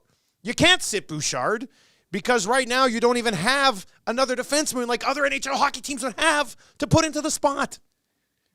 That's how horribly mismanaged they were with the cap that they can't even have legitimate options to put in. It's financially impossible. So you can't do that unless you want to bench Bouchard and play 5 defensemen. That's ridiculous. It's ridiculous. And you say put him in a blender, but he's been blending him up since 25 minutes into the season. So how does that change anything? I am surprised. The one thing that's really surprising me about Woodcroft is he is stuck with McDavid and Draisaitl together, despite their lack of goal-scoring production for the last 7 games, 2 of which Connor McDavid missed. That has surprised me a little bit. Scotty Bowman in his prime couldn't coach this group to a championship with 860 goaltenders. Okay, and the 860 is not a good look, but a lot of it is on the group in front of them not winning battles when there is a rebound. The Edmonton Oilers, I'm going to bring up this Woodley tweet because I know everybody's complaining about the goaltending because of course they have. I complained about Koskinen, I complained about Smith. Like, you've brought in all these goalies and it just doesn't work. That's why maybe the one change just to try to justify would be Schwartz and just be like, you know what, let's just get a different voice in the room with the goalies, and maybe that helps. This is from Kevin Woodley over the weekend. The Oilers are giving up the most dangerous scoring chances off the rush at 5-on-5 than any other team in the NHL. 2.86 expected goals against per game off high-danger shots off the rush is 32nd and twice as many as the top 6 teams. Twice as many on the top 6 teams. So when teams head up the ice against the Edmonton Oilers, it is easier to get a high-danger scoring chance against them than anybody else in the National Hockey League by a significant margin. And yes, of course, it's all on the goalies because you want to be doing 2 pad stacks all over the bloody ice and completely covering up the warts of a team that cannot defend to save their lives. So off the rush, they are absolutely horrendous. If one of these goaltenders could get hot and actually help them out, that would be great. We're also not sure that they're capable of that at this point. Oh, how about this? This will get people fired up. Friedman. There's also word that 17-year veteran Yaroslav Halak will be practicing with Carolina today. He's not signed, appears to be on a PTO, but the Canes are bringing him in to take a look. How about the old classic swoop in and snag him before he can turn that PTO into a contract? Making some action, hey? Doing something. Wheel and deal. Yeah. Carolina getting a look at Yaroslav Halak. Looking at a tweet out of Ottawa right now that says the Sens are 27th in goals against. Korpisalo, 901 save percentage. Forsberg, 863. Once again, maybe some of these teams don't know how to play defense. But if you could outscore that, you're all fine. Like the second you're not, then it's an issue. Vegas won a Stanley Cup last year with their 4th-string netminder, Aiden Hill. If you have a team that can play properly in front of them, you can make a goaltender that was borderline NHL quality into a championship caliber netminder. Play better in front of them. And like, I'm not giving them a free pass. But you can't just hang all of this, is what I'm saying, on the 2 goaltenders. I think that's just once again an easy way out, which is what maybe this organization continues to just settle for. All right, let's talk some National Football League. We do have a Got Your Back Monday Morning Mandate coming up with Ryan Rishaug. We'll get his thoughts on it. I know he said if they don't do well on this 3-game road trip, Woodcroft could be in a lot of trouble. So we'll get into that with Shoggy. He's going to be by around 8:25 today. 3 questions too many, kind of easy trivia, still on the way as well. But right now, let's get into a little NFL chat with Mike Tanier from The Messenger. As always, our NFL coverage here at Edmonton Sports Talk brought to you by Century Casino Sports Bar and Lounge on Fort Road. Join Lieutenant Eric there tonight for the Monday Nighter Oilers game. Will be on as well. Mike, good morning. How you doing, man? I'm doing well. Your conversation about fourth-string NHL goal minders reminds me of a conversation around backup and third-string NFL quarterbacks, the Brock Purdy's and Joshua Dobbs in the world. You want to win, play better around them and give them that opportunity. Well, what's going on with the Vikings? As long as they're wearing Kirk Cousins T-shirts prior to games and listening to Creed, there might be no stopping them. Dobbs coming in and having to teach his offensive lineman his own cadence on the sideline before getting into the game was quite the scene and quite the performance, wasn't it? Right, and it speaks to like what kind of professional Dobbs is. You know, he's not the most accurate quarterback in the world. He bounces from team to team, but he shows up and does the job as rightly as you possibly can. And you know what? I'll be happy if you give credit to this victory to Kevin O'Connell, the coach, to Joshua Dobbs, to Brian Flores, the defensive coordinator, to the organization there. I'll be happy if you even give it to Kirk Cousins for, you know, sort of being a leader even when he's not there. Please do not give any credit to Creed. We had, prior to us going on YouTube now where we can't play Creed, we had Creed Tuesday on our show for what, 14 years? Like, you've come to the wrong place to criticize Creed, Mike. I'll just say it. I was going to ask if the Bills need some Creed to get back, but I guess that's not the answer. The Bills might need Nickelback at this point. Wow, careful. We like Nickelback too, Mike, you bastard. Unbelievable, this guy. I've been on your show for a decade. I know what you like, and I'm not pleased with it. Well, I don't know what it says about me. Let's go to the Bills, who, I mean, they've got one nice win this year, and that's really about it. The Bengals yesterday kind of let them hang around after having a really good start to that football game. Cincinnati obviously trending in the right direction with a few really nice wins in their last 3 that they've won. But I think the bigger story here is what exactly is missing from the Buffalo Bills? Now, we know they're like injuries have hampered them on the defensive side of the ball, but what do they not have here, Mike? Man, I was tired of hearing about their injuries. I am tired of hearing about their injuries. Everybody's got injuries, you know. The Bills, it's like, oh, you know what? We lost a safety and a linebacker. Big whoop-de-doo. We just talked about the Vikings. They lost Justin Jefferson and 2 quarterbacks, and they win a game. And the Bills go out there and they take a loss there. They're missing actually being good. That is the problem. There are a lot of guys there that we are used to saying, oh, well, this guy's good and this guy's good, and the organization is really this or that.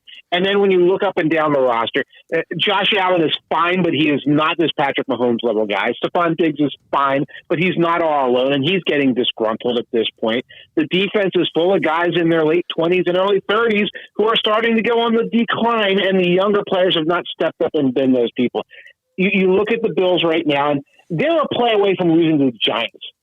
They were a play away from losing to the Buccaneers. Then they could be 0-5 in their last 5 games if they hadn't hung on to win against some bad opponents. This is not a very good NFL team, but we're used to them being good, and so we still think of them that way. Eagles-Cowboys was quite the game yesterday. Philadelphia goes to 8-1. They're unbeaten at home. CeeDee Lamb has 11 catches for 191 yards. Dak Prescott went for 374 yards and 3 touchdowns, and it still wasn't enough to get by the Philadelphia Eagles team. What's a bigger statement in that game? The Eagles going to 8-1 or the Cowboys playing relatively well and still not being able to get there? Well, it's a heartbreaking loss for the Cowboys because the Eagles were making mistakes. They committed a lot of penalties. They fumbled 3 times and managed to recover all 3 fumbles. The mistakes the Cowboys made were kind of almost like luck of the draw mistakes where your pinky toe winds up out of bounds or on the wrong side of the goal line, and so plays get nullified. And the Cowboys played well enough to win most of that game. Obviously, the last play of the game was kind of weird and strange, but it's heartbreaking for them. And, it's not so much about statements when you are the Eagles and you narrowly beat your division opponent, but that narrow win gives you like a 1.5, 2.5 game lead over all of the top competitors in the NFC.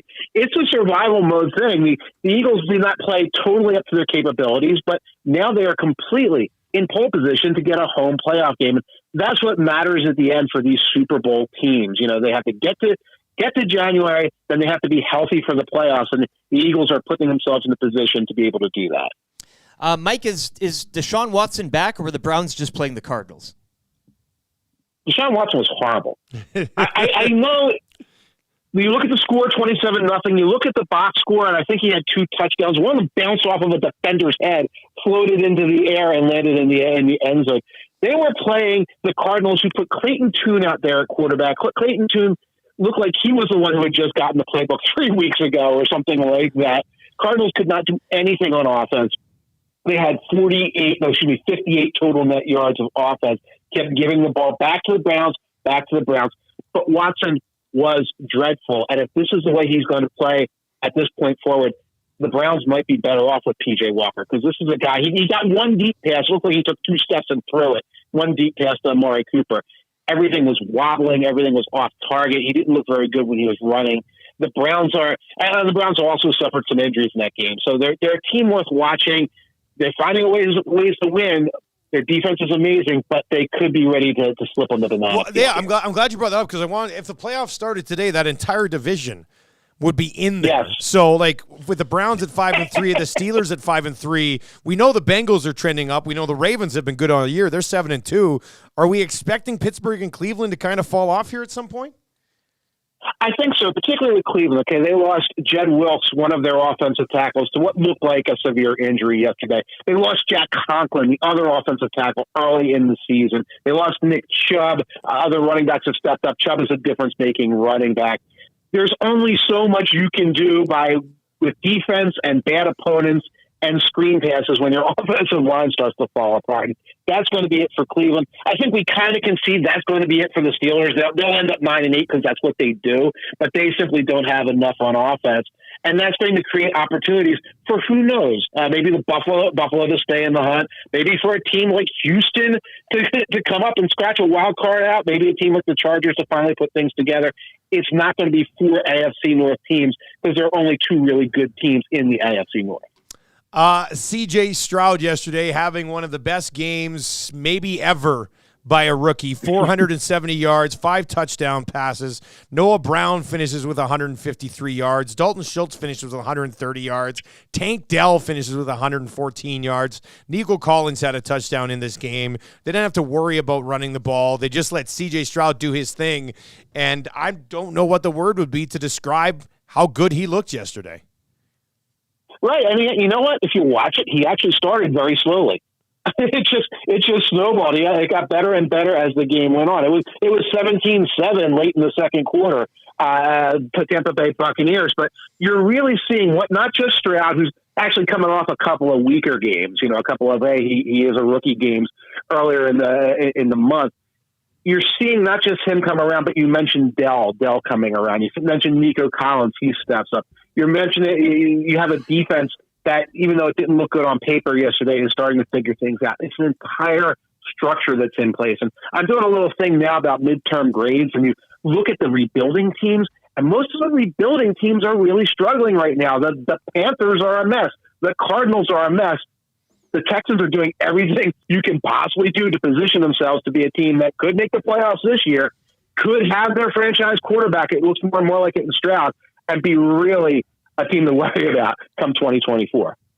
Mike, you were speaking about injuries when it comes to the Bills earlier, and rightly so, bringing up the Vikings and what they've had to deal with. They've now won 4 straight, 5-4.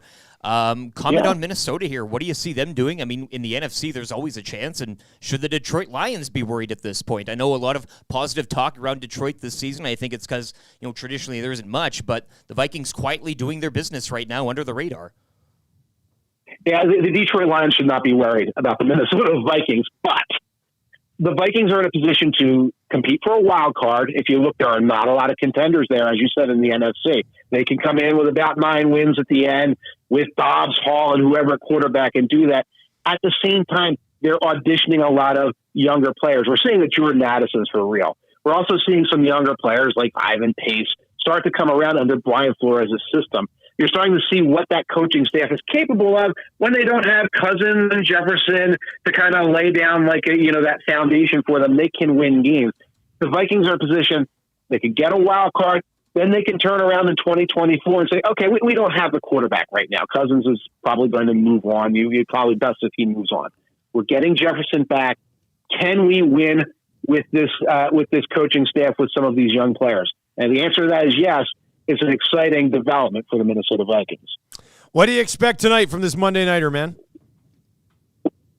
Oh, my goodness. I never know what to expect from the Los Angeles Chargers, except that they tend to choke in the long run. They tend to do poorly in the games they're supposed to win. I expect a low-scoring game, and I would not be surprised to see the Jets climb to 5-3 ahead of the Bills based on the way their defense is playing and the fact that they know how to manufacture wins when Zach Wilson is not playing well. As always, man, we appreciate the time today. Thanks a lot. You got to take care and enjoy your week. Yes, there it is. Monday's going now. Monday's going. Enjoy your week. Mike Tanier. Find his work at the Messenger as we dive into the National Football League on there. What an exciting Monday we have here. Rishaug's coming up in about 30 minutes. You're going to be at the Century Casino tonight. Football and hockey. Dave Jameson's rolling in for the hangout today. That should be a lot of fun. We'll be setting things up in the lock shop. Oil Stream should be straight fire today because on Friday, Tommy said if the Oilers lose, he's not like nice Tommy anymore. Saturday he's angry Tommy. Yeah. So I'm going to pull that out of him. I thought on the postgame show he was still a little reserved. I'm going to get it out of him today on the Oil Stream for sure. It's time for a Tommy Gazzola blow up, and I'm here for it. Maybe that's what we need. I'm really here for it. Didn't find its way under the Tommy pole. goes in and sends the message. Rip job, yeah. Tommy goes in and sends the message. All right, you're going to be tonight. Let's do our little Monday Night Football challenge here. It's very simple. All you have to do is pick the Chargers or the Jets against the spread. If you get it correct, you go into a draw to win a gift certificate to Century Casino on Fort Road, Sports Bar and Lounge. Eric and his rowdy crew. You're kind of like, I view you as like Robin Hood and his merry men down here at the Monday Nighter, isn't it? It's like you got the little crew, and then others are circling in. It's ending up being a really good crowd. No stealing from the rich, No. but we're trying to make you rich. It's the casino, right? You got the ponies, you got the dogs, you got everything going on. Chargers, Jets as well. Free square board, and a next chance to get into the draw box as well. You could win a trip for 2 to L.A. Chargers, Jets as well. Oilers, Canucks tonight. We'll have Leafs, Lightning, I think, as well. The appetizer, I guess, to the events later on this evening. So lots of sports tonight. Full slate in the NBA as well. If you're looking for a place, just watch sports in general. Central Casino Sports Bar and Lunch Night. Wheels, I do believe, will be. Wheels going to roll in got him too. on the docket. Yeah. Last time I saw him, he gave me that clam chowder soup. Well, he can hide so much under his chair. That's the thing. Eh? Like you can... Chargers -3 on the road tonight. If you like the Chargers minus the 3, text Chargers right now to 780-218-9999. If you like the Jets plus the 3 points, text Jets to 780-218-9999. Like we said, deeper dive on the highly entertaining lock shop a little bit later on today. Lieutenant Eric, are you on the Chargers -3 or the Jets plus the 3? Yeah, the Jets. And take the Jets and the defense of the Jets. Yeah, I don't have any faith in the Chargers. Any sort of prime time lights are on scenario. If Aaron Rodgers does return here at some point, are the Jets a worry for anybody in the AFC, do you think? I think continue with what got you here. They've got Breece Hall going right now. Like maybe Rodgers coming back changes the way they use the running I don't know. game, but like it's great defense. We knew that coming into the year, Rodgers and no Rodgers, but over under how many times we see him tonight? That's the what are you setting that at? Get a little prop for that, hey? 6.5. Yeah. We had 6.5 Aaron Something Rodgers like that, shots. yeah, over. I'd probably set it somewhere around there. A text from my wife. Marshall says I should move my hat. He doesn't like when things sit in the table in the middle. Oh. He's becoming a little program director, you know? Like, how about Marshall? Let's be honest. His entire future will be here at Edmonton Sports. Better mic Talk, technique, though, first, I think. Yeah, that too. Oh, my goodness. Marshall's all over me. Yeah. I'm going to tell Marshall, tighten it up. Tighten up. Well, that's your exactly criticism. yeah. All right. If you have any questions for 3 Questions Too Many, you can submit those now, 780-218-9999. And we need somebody to play Kind of Easy Trivia.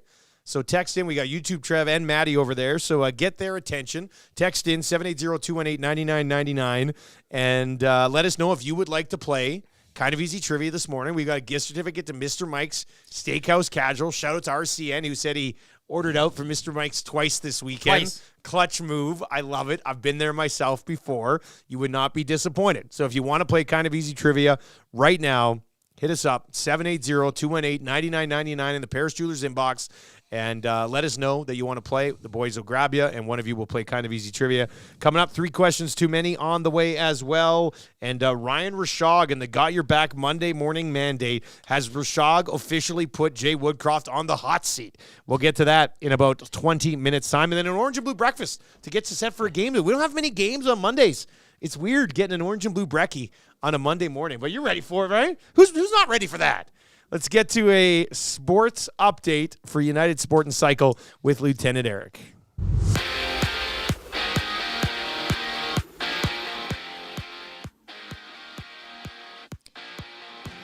NFL Sunday Nighter. Bengals outlasting the Bills 24-18. Joe Burrow with a pair of touchdowns. You can join me tonight at the Central Casino Sports Bar and Lounge when the Chargers visit the Jets. It'll be your next chance to qualify in a draw for a trip for 2 to L.A. to catch the Rams and Browns. Oilers kick off a 3-game West Coast trip tonight in Vancouver. Tom Gazzola will get you set. The Oil Stream pre- and post-game shows coverage beginning at 6:30 tonight right here on Edmonton Sports Talk. Oilers have lost 6 of 7 heading into tonight's play. It's one of 4 games around the NHL tonight. Yesterday, just a pair. Anaheim double up Vegas 4-2, and the Devils win on the road in Chicago 4-2. Oil Kings, they lose on home ice yesterday 5-1 to the Tigers. Club are idle until Friday. They'll visit the Hitmen in Game 1 of a home-and-home. Raptors winning on the road 123-116 over the Spurs in overtime. Raps are off until Wednesday. They continue a road trip where they stop in Dallas. 12 games around the association tonight. Sports update for United Sport and Cycle, your home of hockey for over 95 years. The Nielsen Show featuring Lieutenant Eric. Only on Edmonton Sports Talk.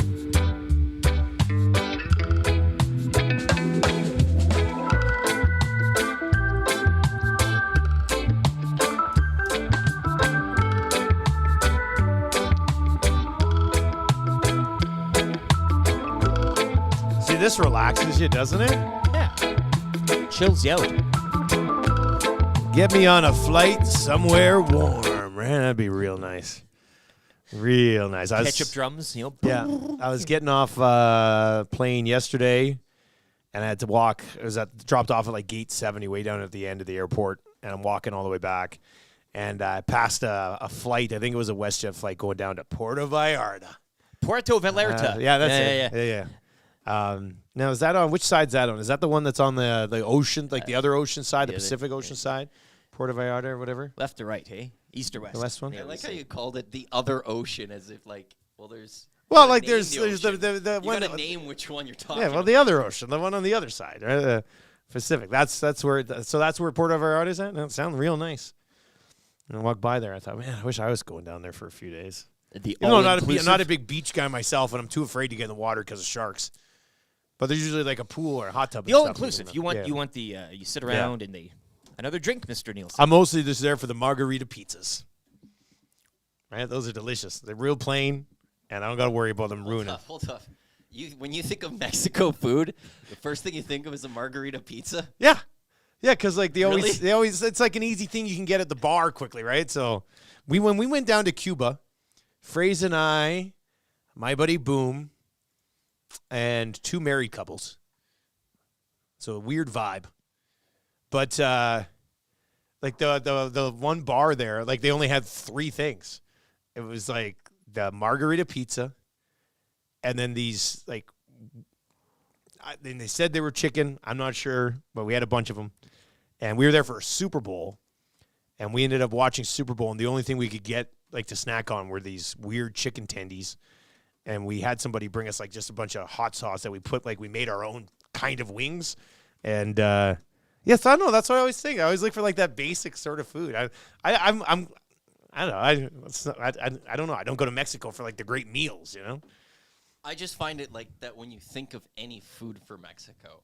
It's not really the cuisine that you It's the pizza that you think of. I never would have thought pizza as the number one thing for Mexico.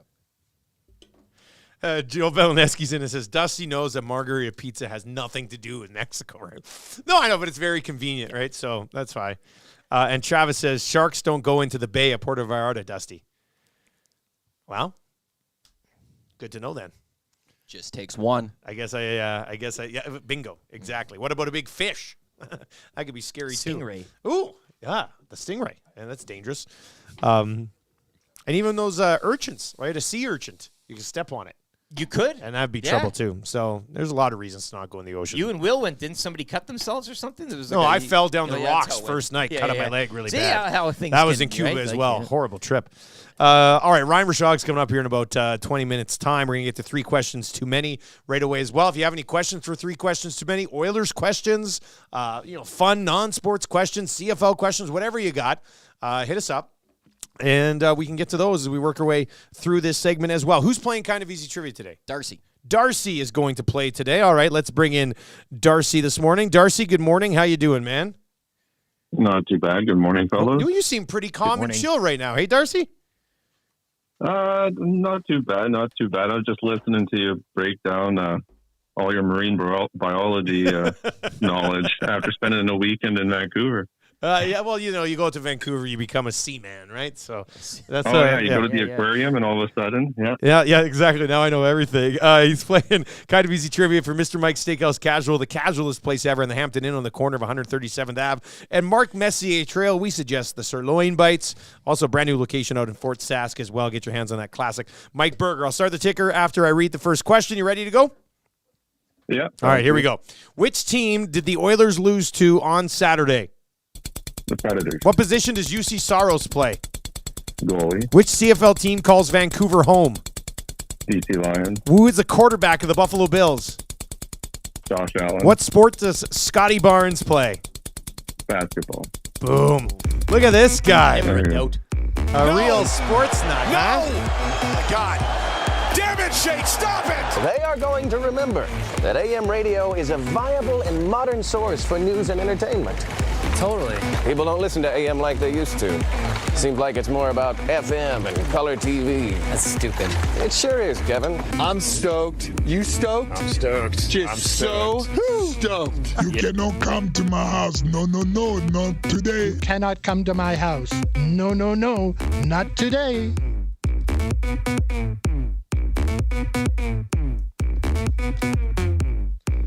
8:07 on a Monday morning. Thank you very much for joining us. If you got kids and you're listening on TuneIn or at edmontonsportstalk.com on the way to school today, have a good day at school, kids, and learn a lot. It's important. You learn a lot of stuff in school that you use again later in your life. I can't even straight face that one. I mean, you really don't. I thought we thought that I'd grow up and as an adult I'd be coloring maps and stuff. And it just never ended up happening. That was one of my favorite things at school. Now, mind you, today with this Mexico talk, I guess probably would have helped with the oceans. Somebody did say stingray. There are stingrays in the Well, they'll get you. Yeah, oh yeah. You got the tail. I don't know why is the ocean worth it? Really, You know what with I'd really all the love to dangerous see? things in the ocean. I'd love to see you get tangled up with a jellyfish.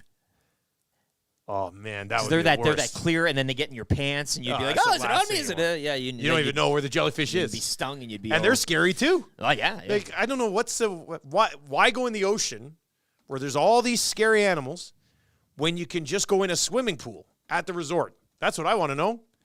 Same end result. You get wet, splash around, have some fun.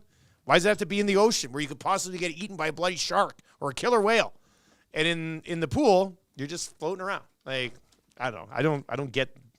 I'd rather go to a resort with just a pool. Why don't you just put a bunch of sand around the pool and make it a beach, and then you just hop in the pool? The people in those resort pools, though, sometimes could be scarier than a.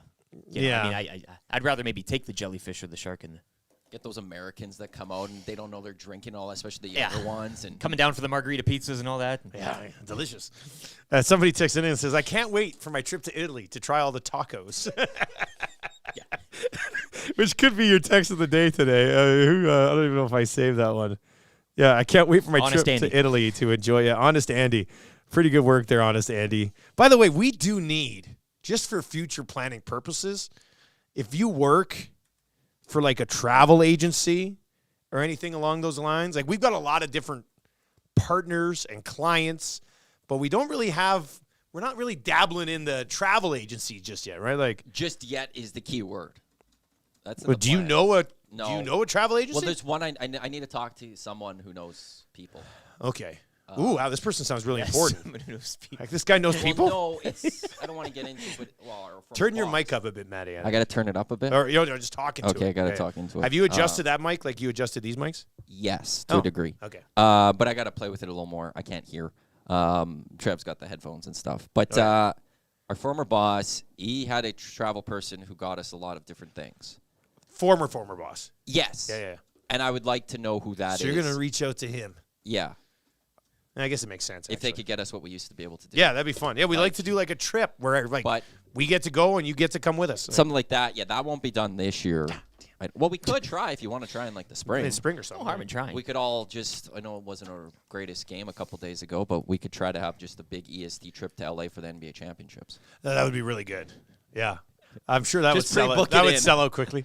Us and Rip City Step off on a plane. He'd bankroll the whole thing.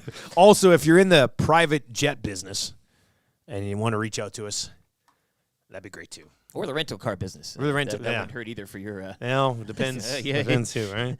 780-218-9999. Nice to talk about something outside of the Oilers being an absolute tire fire for about 10 minutes. We know this.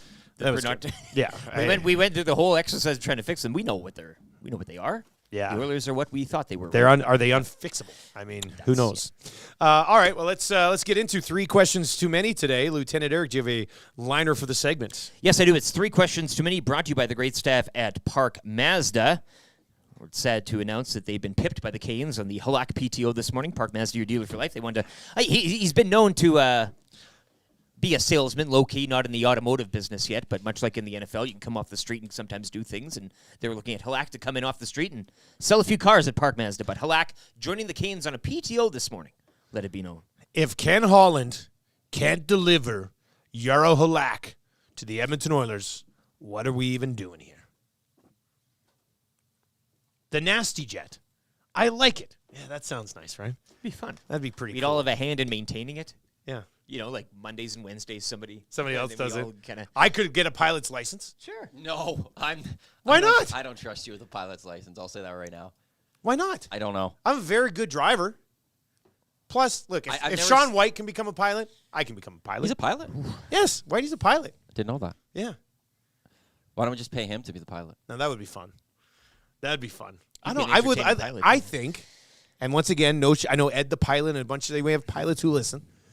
But I think once you get through like the initial here's how it works, I think flying would be pretty easy. I think you'd be too loud though on the. There's no traffic up there. The pre-flight thing though, you're not like, hey, it's your pilots, but you'd be pilots. yelling. Justin Cruz. Justin Cruz. That sounds like a porn remember name. him. He flies helicopters now. He used to be in the band with the boys. Oh, really? No way. Yeah. Because then there's the other Justin. You guys know two yeah, Justins who are pilots? Mailer, yeah. And then Mailer there's, flies. Yeah. He'll get you in and out any Cornish. camp. Oh, Cornish Flyboy. Yeah, he can fly. And then there's His nickname is Flyboy? Yeah. Chad's brother or buddy, Bodie or whatever. Oh, that guy. Oh, what a think cool he's dude. Actually, he'd be the more fun out of all the Yeah, three. but like somehow you like connected to you and stuff. There's a multiple pilots. We don't need you at all. Yeah, we could have No, a but I fleet would of still like to planes, be our pilot. No. Yeah, I think so. If that turbulence hits, are you okay? Yes. Are you good in turbulence? I've watched. Do you see the movie Airplane? Years ago. Well, That's the only reason you want to do this. yes. Is to recite all the jokes. I want that gift I know of where like you're going. the here. real Yeah, sweat yeah. there. No, but I watched like Sam Beckett on Quantum Leap flew a plane. I would once. trust Eric way more. Really? Fly? Well, that's yeah. If you learned, I like to. I used to calm, play cool, Flight and collected. Simulator So you for think Trev shaking his Windows head over there? 95. He would also trust Eric more to fly a Because plane? I just feel like if there's something happening, if all of a sudden there's nasty weather or we have to divert or something, I trust the calmness of Eric to get us through Can it. you imagine him on the intercom during No, turbulence? I can't. Oh my God, the plane's going down. We're done! We're done here! It's been a pleasure! Drops the masks. Everything's going off. He's gonna throw out some odds for if we land safe or not. you guys Hey, are... if we land, We're going down. I'm like, this might be a little bumpy. I like Dusty's the idea. going down. Are we gonna go down in over or under 20 seconds? You're taking Put your bets on in that. right now. I like the idea of you guys and Trev and Tommy sitting in the private jet in the back, and you see me flying the plane, come out with a parachute on, open up the door, and just jump. And I'm just like, see you later, boys. Choo! That'd be I that'd be trust the good. calmness of Eric above almost anyone here. Check your vector, Victor. See, I can pull off all these great sayings. Give the man his license. Yeah. You could be his co-pilot. Hey, if Kareem Abdul-Jabbar can do it, then I can too. How are you comparing yourself to Kareem Abdul-Jabbar? Well, I don't know. I mean, he wasn't a pilot either, and he got to be one. So Sure. He was also like one of the greatest NBA players of all time. Surveyor Brett says, when a problem happens in the cockpit, what is happening? What is happening? Travis Jack in on the Nasty Chat says, pilot here as well. Just flew back from Puerto Vallarta last night. Brought my wife along for the layover. See, Puerto Vallarta. So he must have flown back that plane that I walked by that people were boarding to go back to Puerto Vallarta. What a small world with the Puerto Vallartas and things. Puerto Vallarta. Yes. All right, what were we doing? You have to do 3 questions. Oh, 3 questions too many. Question 1. Do you have a Twitter account? At Lieutenant_Eric. You can also follow Edmonton Sports Talk at YEG Sports Talk on Twitter. Keep it locked for the Oil Stream pre- and post show tonight, beginning at 6:30 with the one and only Tom Gazzola to get you set for Oilers and Canucks.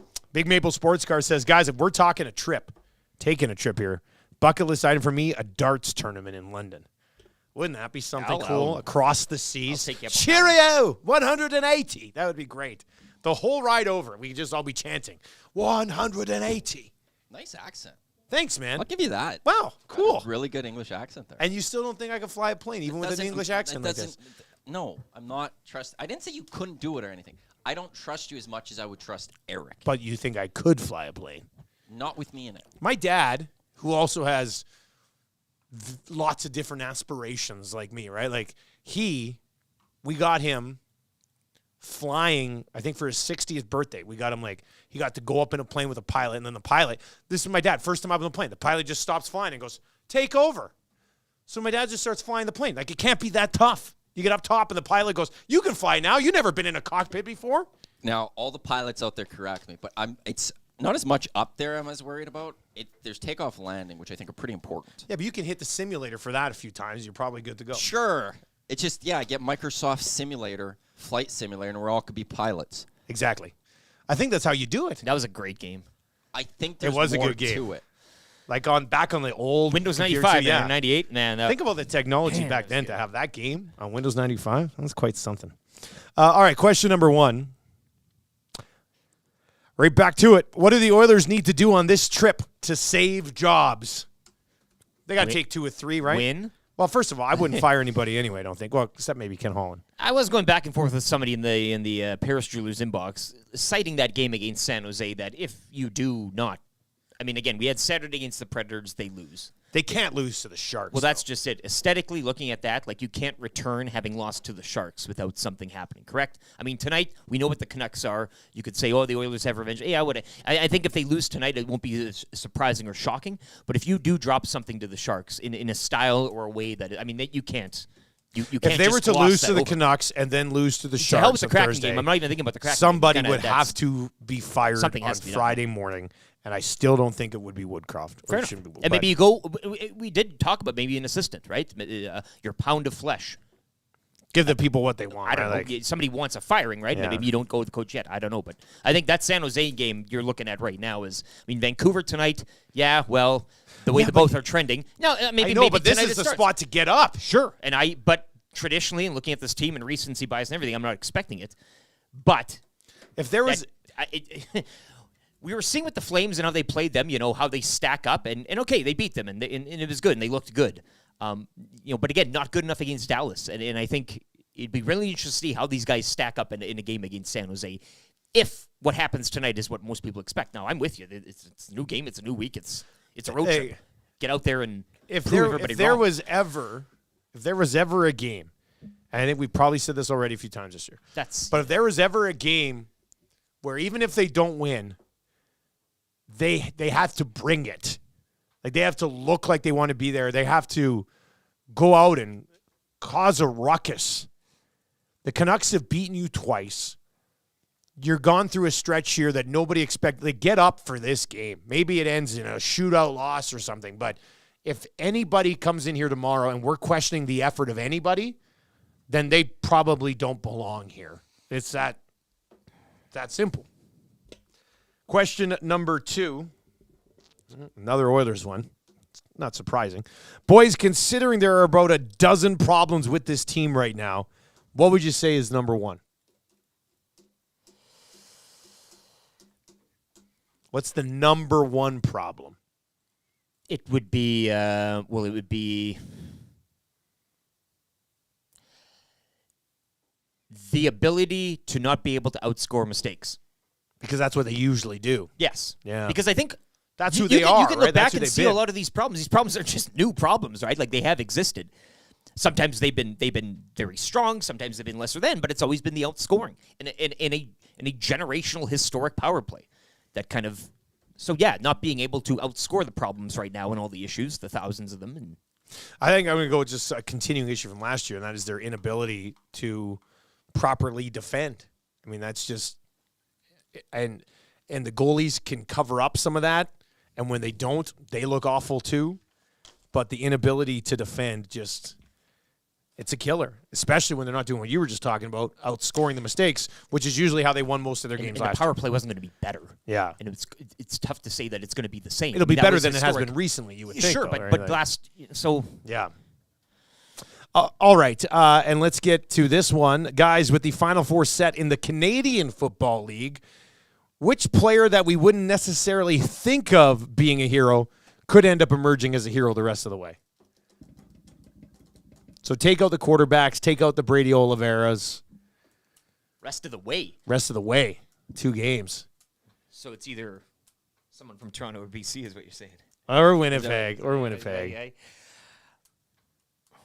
I mean, it's tough because these 2 teams, especially BC and Winnipeg, have so many different weapons. I don't think anybody would really be sneaky. Can I say Nick Dembski? Yeah, I mean, I guess I could Dembski's say not even that he's a 1,000-yard guy. Taekwon but Mizell. Because, but to the it's spirit not of the going to be question, Mizell, though, I don't think. Yeah. That type of guy, I guess, right? I don't know. I'd throw, just because, like, A.J. Ouellette's too good, I think, for this answer. Devaris Daniels. Yeah, but he's had such a great season. I know, so, but he's not in that category of the Kenny Lawlers, the Dalton Shones. The Argos receivers don't get a lot of love. They don't. Just because of Kelly and there Ouellette. is a little bit sometimes of going to different receivers. I don't know. I think a veteran guy. I think maybe him. Otherwise, you're probably looking at like defense, maybe like a Matthew Betts. If BC's going to take down the Bombers, is Matthew Betts going to have a pretty big game? I'll throw a name out to you that probably some of you watching don't even know. Evan Holm in the secondary for the Winnipeg Blue Bombers. That's the name you're looking. Sneaky little stud they've got their hands there. Second-year man. He's been outstanding this year. And he comes up with a big play or two for the Bombers along the way. Make a note of it. We do have an Orange and Blue breakfast coming up here around 8:40 this morning. Should we play the man's music? Should we hit it? Are you ready to hit it? Let's do it. Here we go. Timberlake rocks. Is that a mandate of yours? God, what are we talking about here? Good question. Can some of it be about sport? Yeah. All he needs to do is just get in front of people and state his case. If they had the mandate from the people, blah, blah, blah, I don't know where that information came from, but I would question it. Time for the morning mandate with Ryan Rishaug. This is what sports broadcasting is all about. You know what? That may be a good point, Ryan. You broke the story, Ryan. Rishaug is one giant 6'2" pile of Charmin. It is the Monday morning Got Your Back mandate. Visit Shoggy's Pod, gybpod.com/YEG. Get it on all of your platforms as well. Ryan Rishaug, good morning, sir. How are you doing?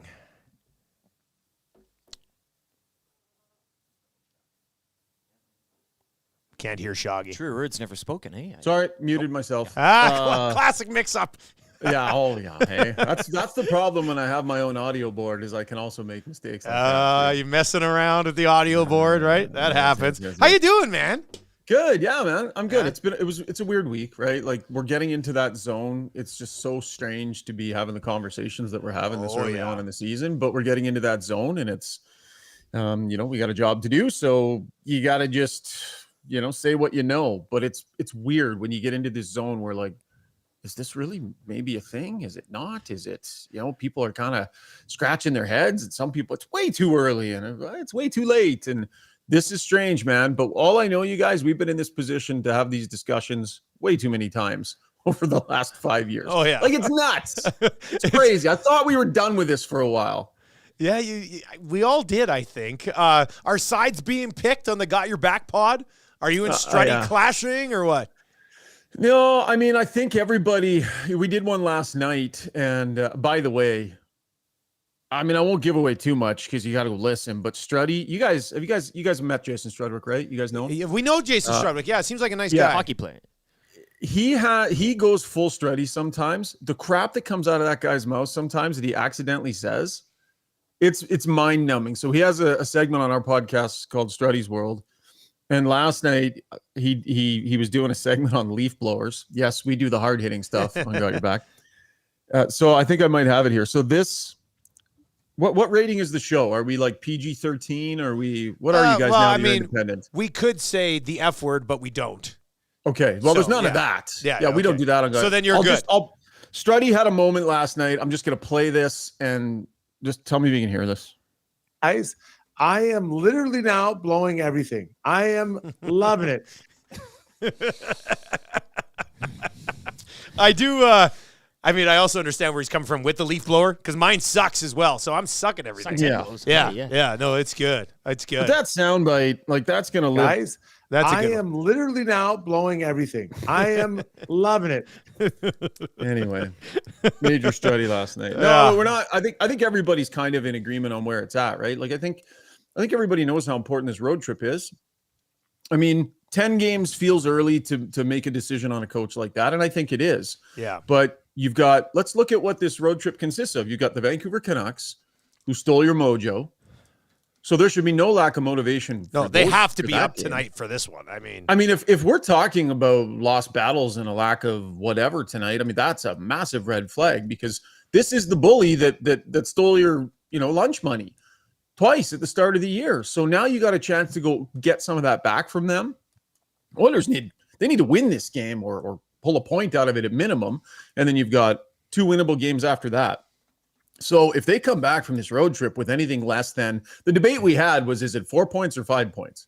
Like, where's the threshold on this road trip for it to be considered, okay, heading in the right direction? I think it's 5 points.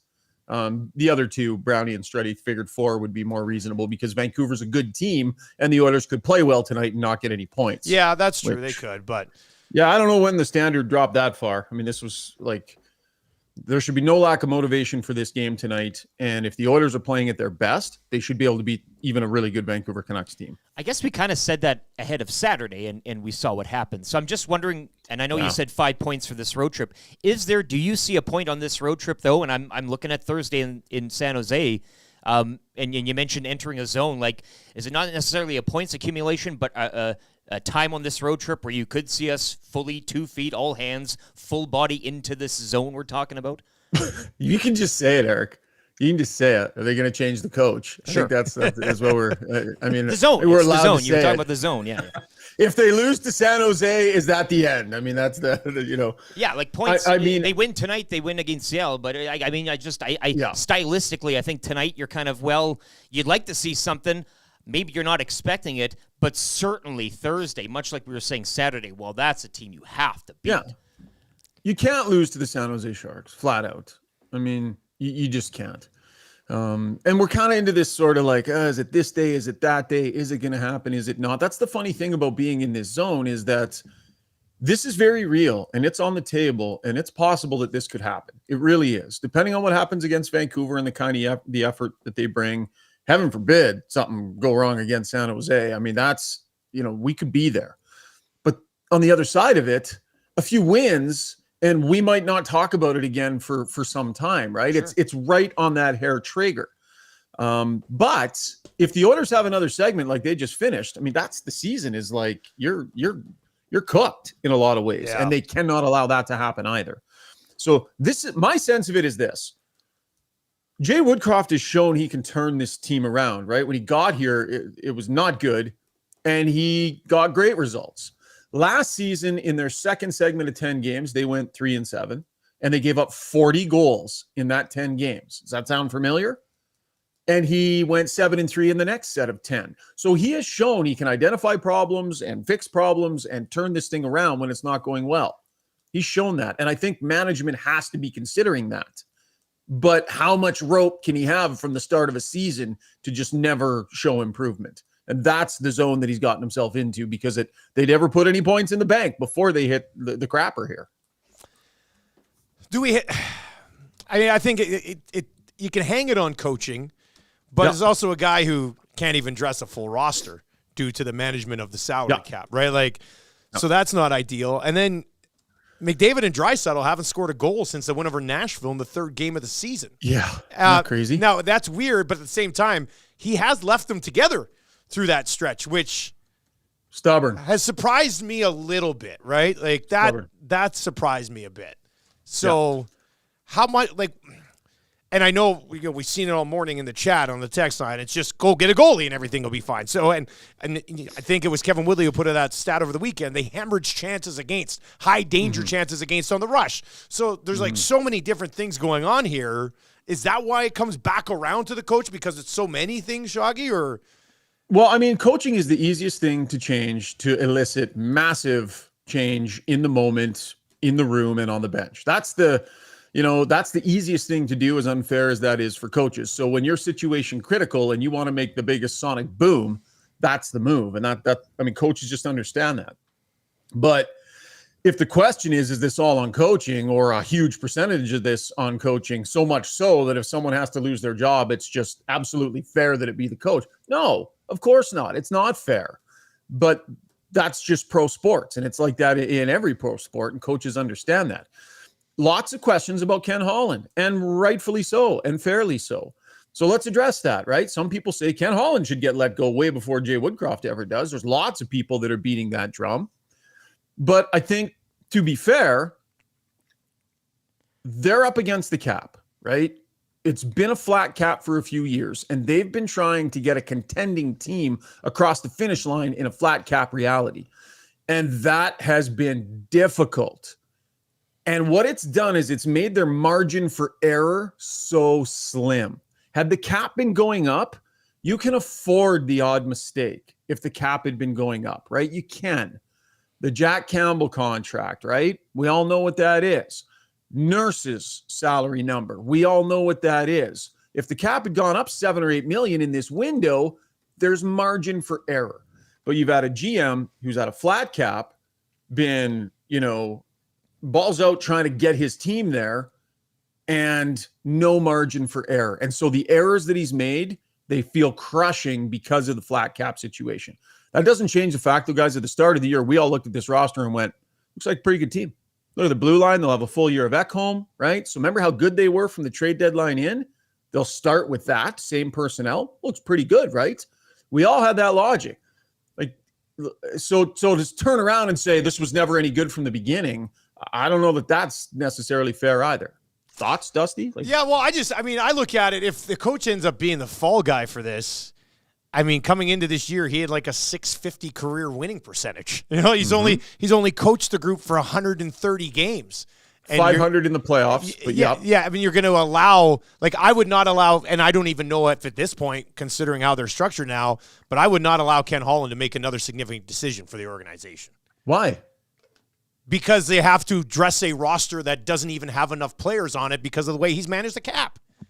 And look, I know the cap's gone up, Shoggy, but he had a window where he had about $20 million in cap space, and what did he do with it?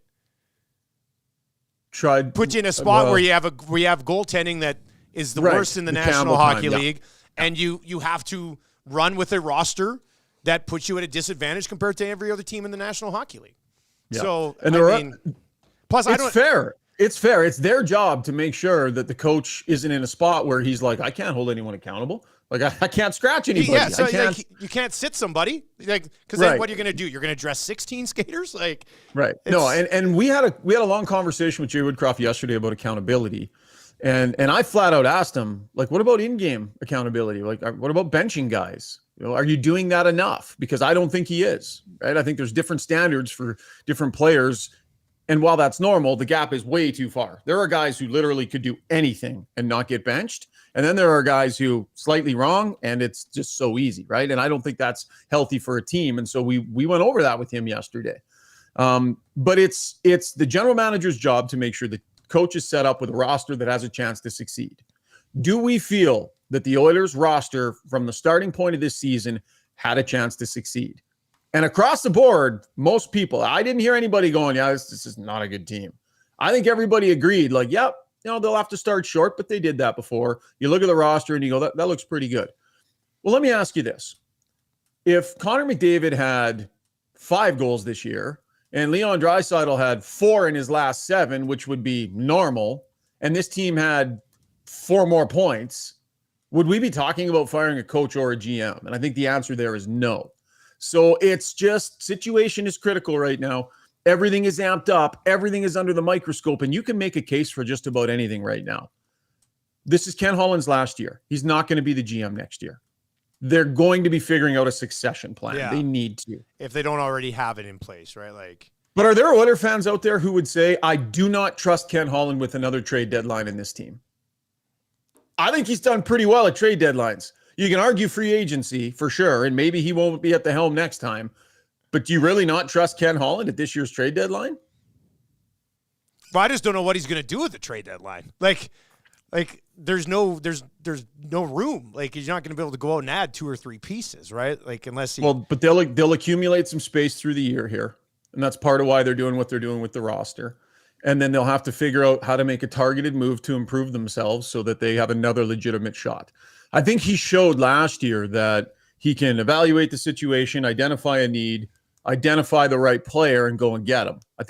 That's what you want from your GM if you're a contending team. It's just keeping them. So that was the issue, I guess, in a guy like a Costin, a Bukestad, that type of thing, right? I would say Ekholm, right? You're always going to add bit parts at the deadline that you know are temporary. But the Ekholm deal there was not a better trade in the NHL last season at the deadline than the Ekholm trade. And the Oilers were in a window to contend, and that's what their GM did. So do we just forget that now? Because Jack Campbell, who was kind of like, yeah, are you sure? And it hasn't worked out. Definite strike against him, right? Definite. There are mistakes. They're just so amplified because the cap never went up. I'm not trying to be an apologist for him. I'm trying to make a realistic case for, and what does changing the GM right now do to fix what's happening with this team right now? It doesn't. Nothing. It doesn't. Nothing. Yeah. I just feel like changing another coach is just a cop-out and just letting the players be to me, I said this morning, I don't care if it's Jeff Jackson or Paul Coffey or Ken Holland or somebody, go in and sit down with the group and say, this is your coach, this is your group of players, this is how good you were last year, figure it out, and become a contender again. Yeah. Because you said it. If McDavid and Draisaitl were producing at McDavid and Draisaitl levels, we wouldn't even be having this conversation. I'm not hanging it on those guys. If the goalies made a few more saves. And the goalies made a few more saves. And if they were better defend, there's a lot of places they can be better. And we did a poll today, and 38% of people basically just said, just ride it out. And I think that's the category I'm probably still in as well. And that's fair. But it's just interesting to see how much longer that continues, right? So what's the case for it? Okay, what's the case for it? And I'm not saying this is my position, but if you're making a case for it, here it is, right? Jay Woodcroft makes the decision that fundamentally he wants his team to defend differently. That's his decision to make. So he says, here's a system that I think is going to work so that we will be a better defending team. Okay, what are you going to do with that system? Do you implement it right away at training camp? Is it something you want to try and implement through the course of the year and use at certain times? How do you want to implement this system that you believe is going to make you defend better? Well, I want to drop it in right at the start of training camp. That's the way we're going to play. Okay, but if it doesn't work, the guys might be you're messing with your start. If it goes the wrong way, now you're messing with your start, which messes with the confidence of the group. I believe in the group. I believe in this system. We can do it. Okay. Those are all coaches' decisions. It's been a disaster. They have the stated goal of being a better defensive team. They've gotten way worse. They're one of the worst teams in the league at doing what the coach's goal was for them to be better at. That's on him. That falls at his feet. And whether you want to pick apart individual mistakes and say it's not assist, it's not across the board, their numbers, guys. 4.1 goals against, 30th. Slot shots given up against, 30th. Inner slot shots, 25th. Rebound chances, 27th. These are all things that indicate the job you're doing defending in the most important area of the ice, and they're doing a garbage job at it. And their goal was to be better at all of it, and it's all failed. That's on him. And when you do that and have these results on a Stanley Cup contender and you're not able to pull it out of the ditch, that's life, man. So I'm not saying I believe all that, but if people think there's no case for this and it's crazy, there it is. See, and you make some good points. The numbers can be on the system. But I mean, in the system, I would assume he expects Darnell Nurse to win some battles against Ryan O'Reilly and Evan Bouchard to have a pulse defensively and Cody Ceci to not make bad pinches along the way. Like, Okay, I think so then- as much of it's on the effort of some of Right. these guys as well, right? So Well, then, Dusty, I'll follow up with that because it's a totally fair point. Whose job is it to make sure that the players are not consistently making the same mistakes over and over again, and that the standard is such that that's viewed as unacceptable and that it stops? Whose job is it to set that standard? And what has he done to do that? yeah, it would be the coaches, but it was also Dave Tippett and it was also Todd McClellan, and none of them could do that with this group. So you just trade everybody that? Like my point is it's not easy, but it's his job, right? So where, like when the Oilers lost 8-1 to the Vancouver Canucks, it was like, oh, okay, that's not us. No alarm bells here. That's not us, right? yeah. They lost again to the Canucks. In a game sure, you they thought played they'd bounce better. back. They played better, but yeah. Whatever. Yeah. That team embarrassed you and you didn't counterpunch. Look at what happened in Jersey. They were benching guys like first game of the year. Johnny Gaudreau got benched the other night. JT Miller got benched in Vancouver. The Leafs just benched Bertuzzi, right? When the standard is, whoa, that is absolutely unacceptable. So I don't care who you are on this team this year, we are way better than that. So here it is. And it can be as simple as missing 2 shifts if you can't bring guys in and out of the lineup. It can be as simple as a line change for the rest of a game.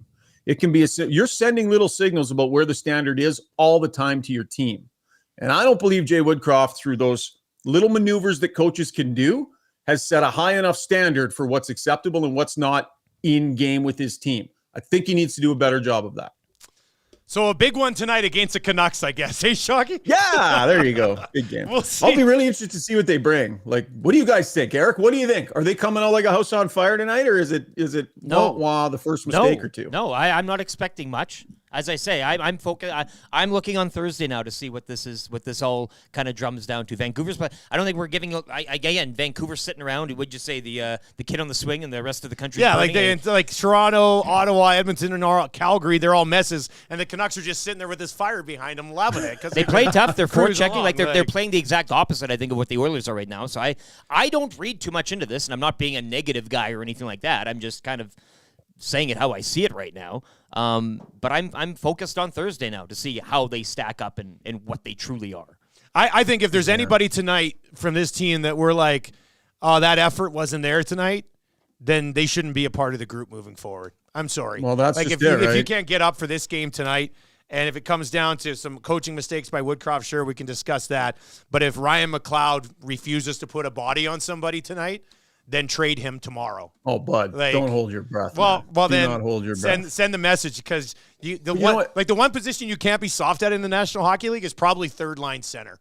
I'm sorry, Yeah. you got to have some Dusty, jam. if I to would your have game, come like- to you on Friday and I would have said, Dusty, like, big game for this Oiler team. They finally have a chance to put some momentum together and put all this behind them. And they're playing against an opponent they dominate. They should smell blood in the water. They should see what the moment is. They should be ready to pounce on this because it's huge. And anybody who doesn't see that and isn't on board against Nashville tomorrow, Yeah. trade them tomorrow.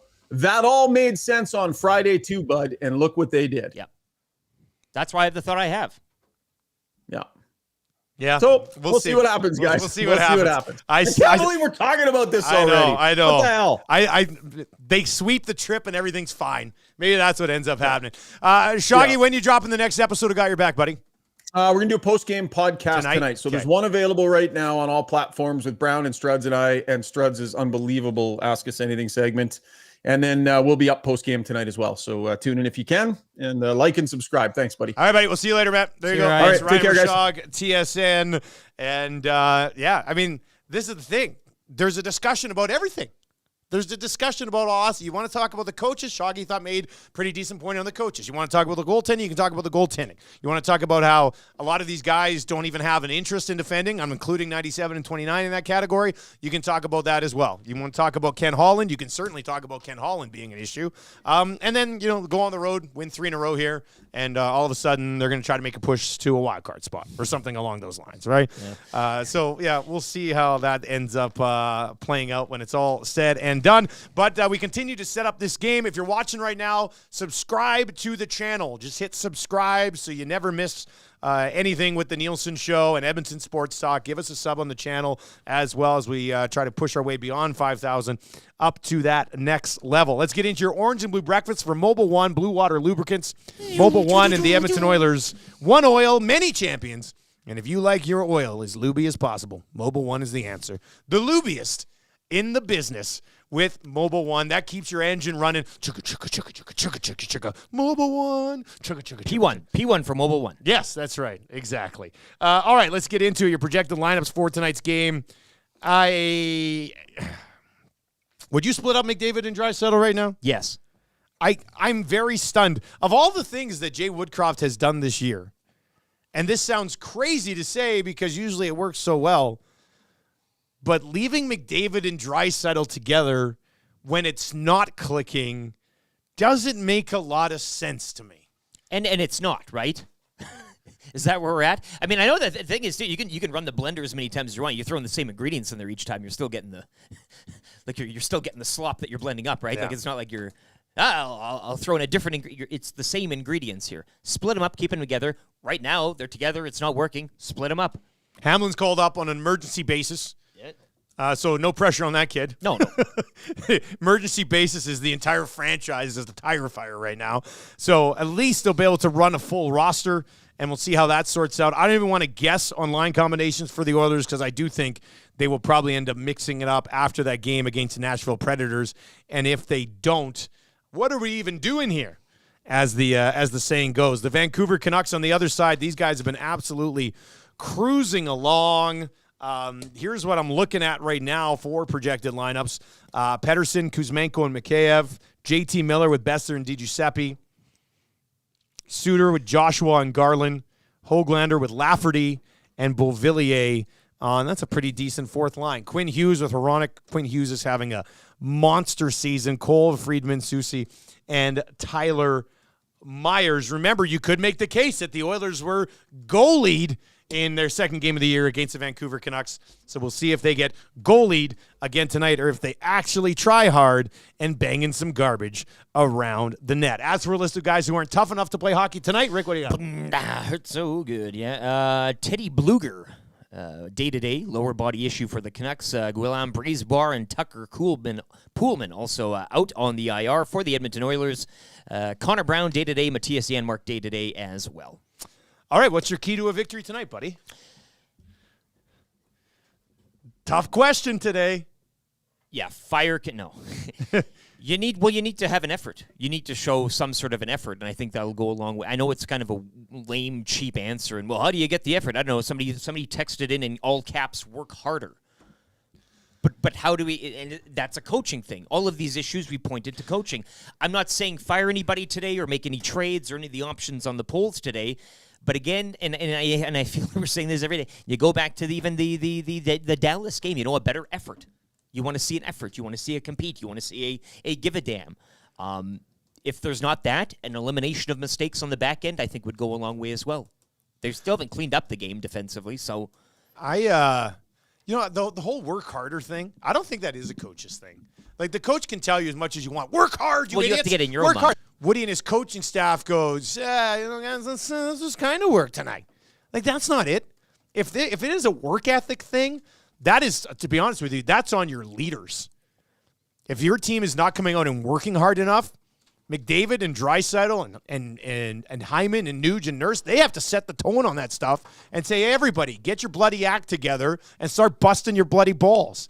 So to me, that's a player thing. And so if they're coming out tonight and going through the motions and not playing physically and not working hard, That's a group issue. That's a check the heartbeat of the group. And if they've quit on Jay Woodcroft for some reason, then you might as well blow the entire bloody thing up because you're never going to win anything with that core of players.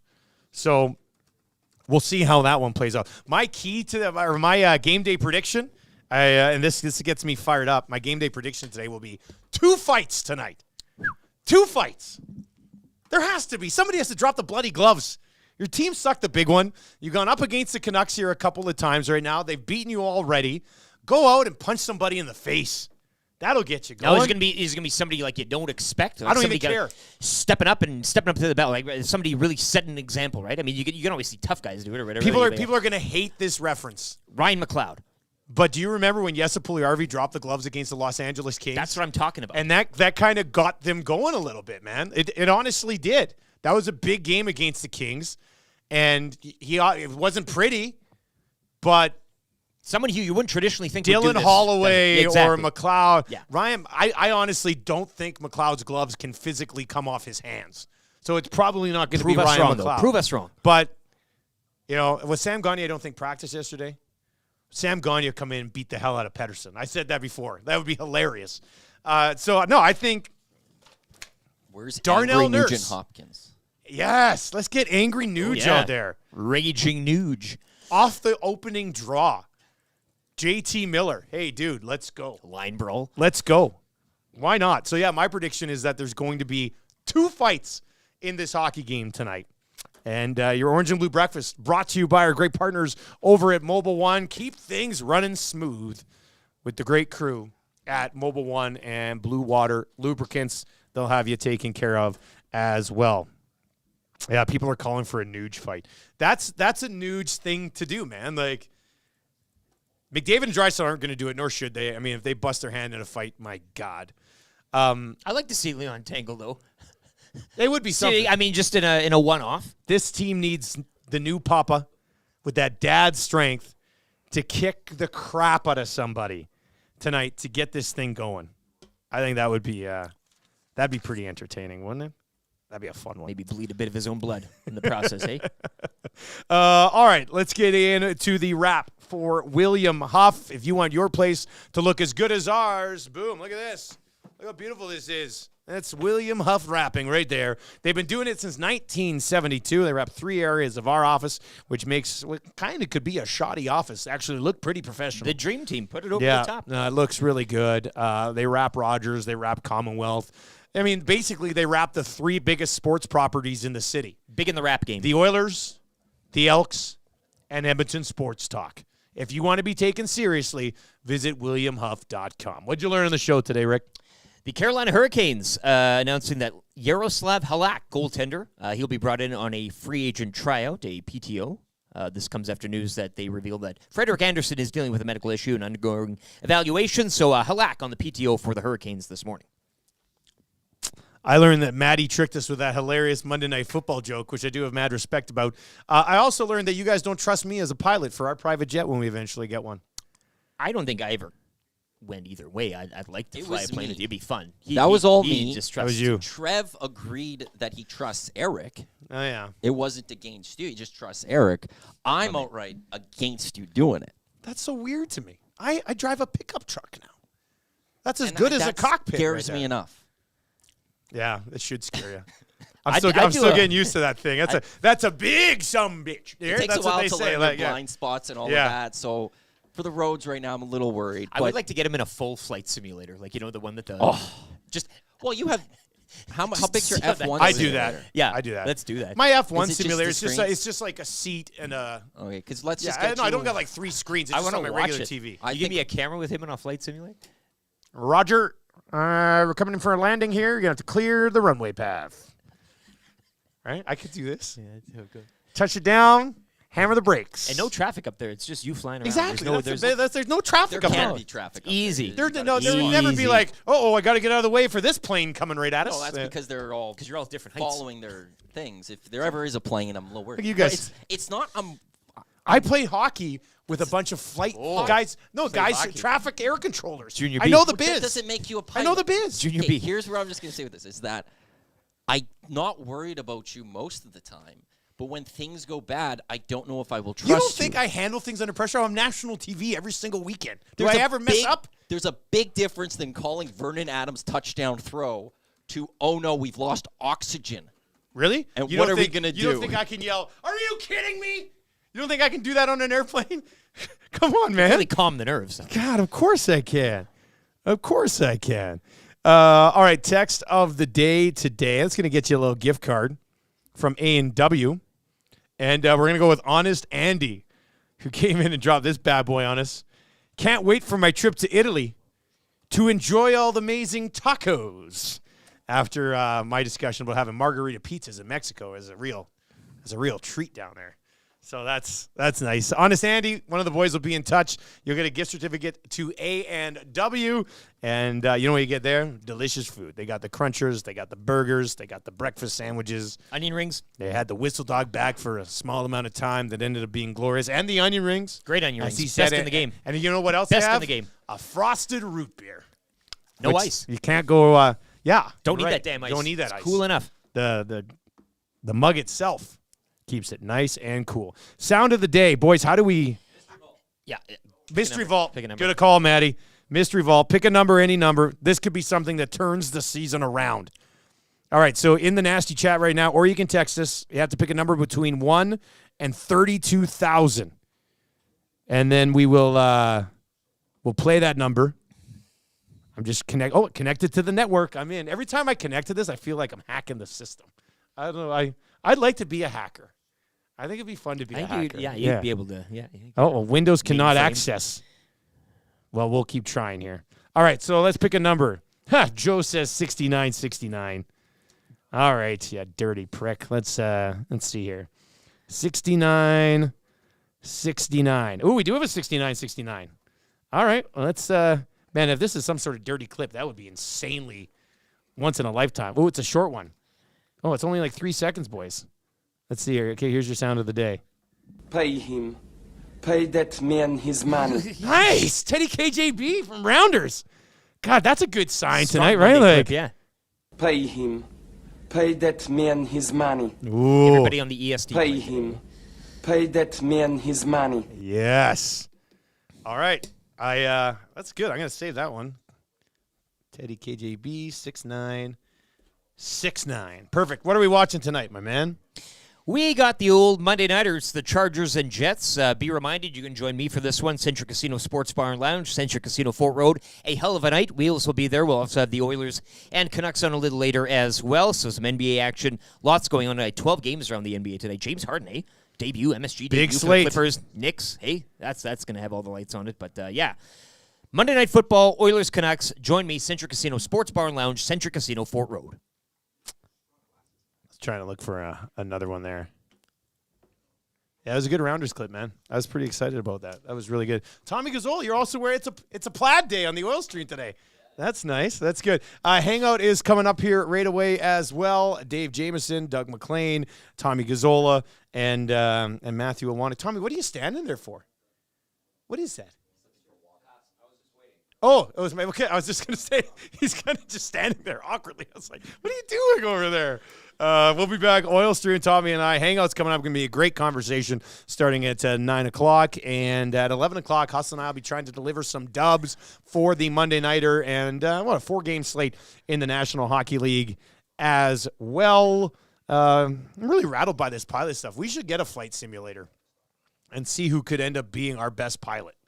A contest sponsored by the Edmonton Airport. Just get us in that flight simulator. I want. Yeah, Such a full-blown fun flight game, simulator though. Like, yeah. What about a VR thing? You must be able to put on a VR helmet nowadays and fly a plane. Probably a little bit of money. Yeah, something like that. Why would we talk to Erin Isfeld? She works for the airport. Well, Bones works for the airport. Bones could get us the Bones. If anybody's going to get us in the airports, a bead on that. I think Bones would definitely be the guy there. All right, prediction for the game tonight. Jets win in a low-scoring affair. I'm also on the under in that game. I think I'll bump it up. I'll probably end up. You're warned, yeah. I think they act. You know what the best play is in the NFL today? 6-point teaser. You take the Jets to +9. Take the game up to like 45.5. You cash the under and the Jets. You're welcome. We'll talk to you tomorrow morning. For YouTube Trav and Mr. Lean and Lieutenant Eric, I am Dustin Nielson. Enjoy the game tonight. Pre-game show will get rolling at 6:30 right here and only here at Edmonton Sports Talk with the post-game to follow as well. Fun show today. Join us tomorrow. We'll be breaking down the game once again. Tell your friends about the show. Tell your friends about Edmonton Sports Talk. Have a great day. Take it easy.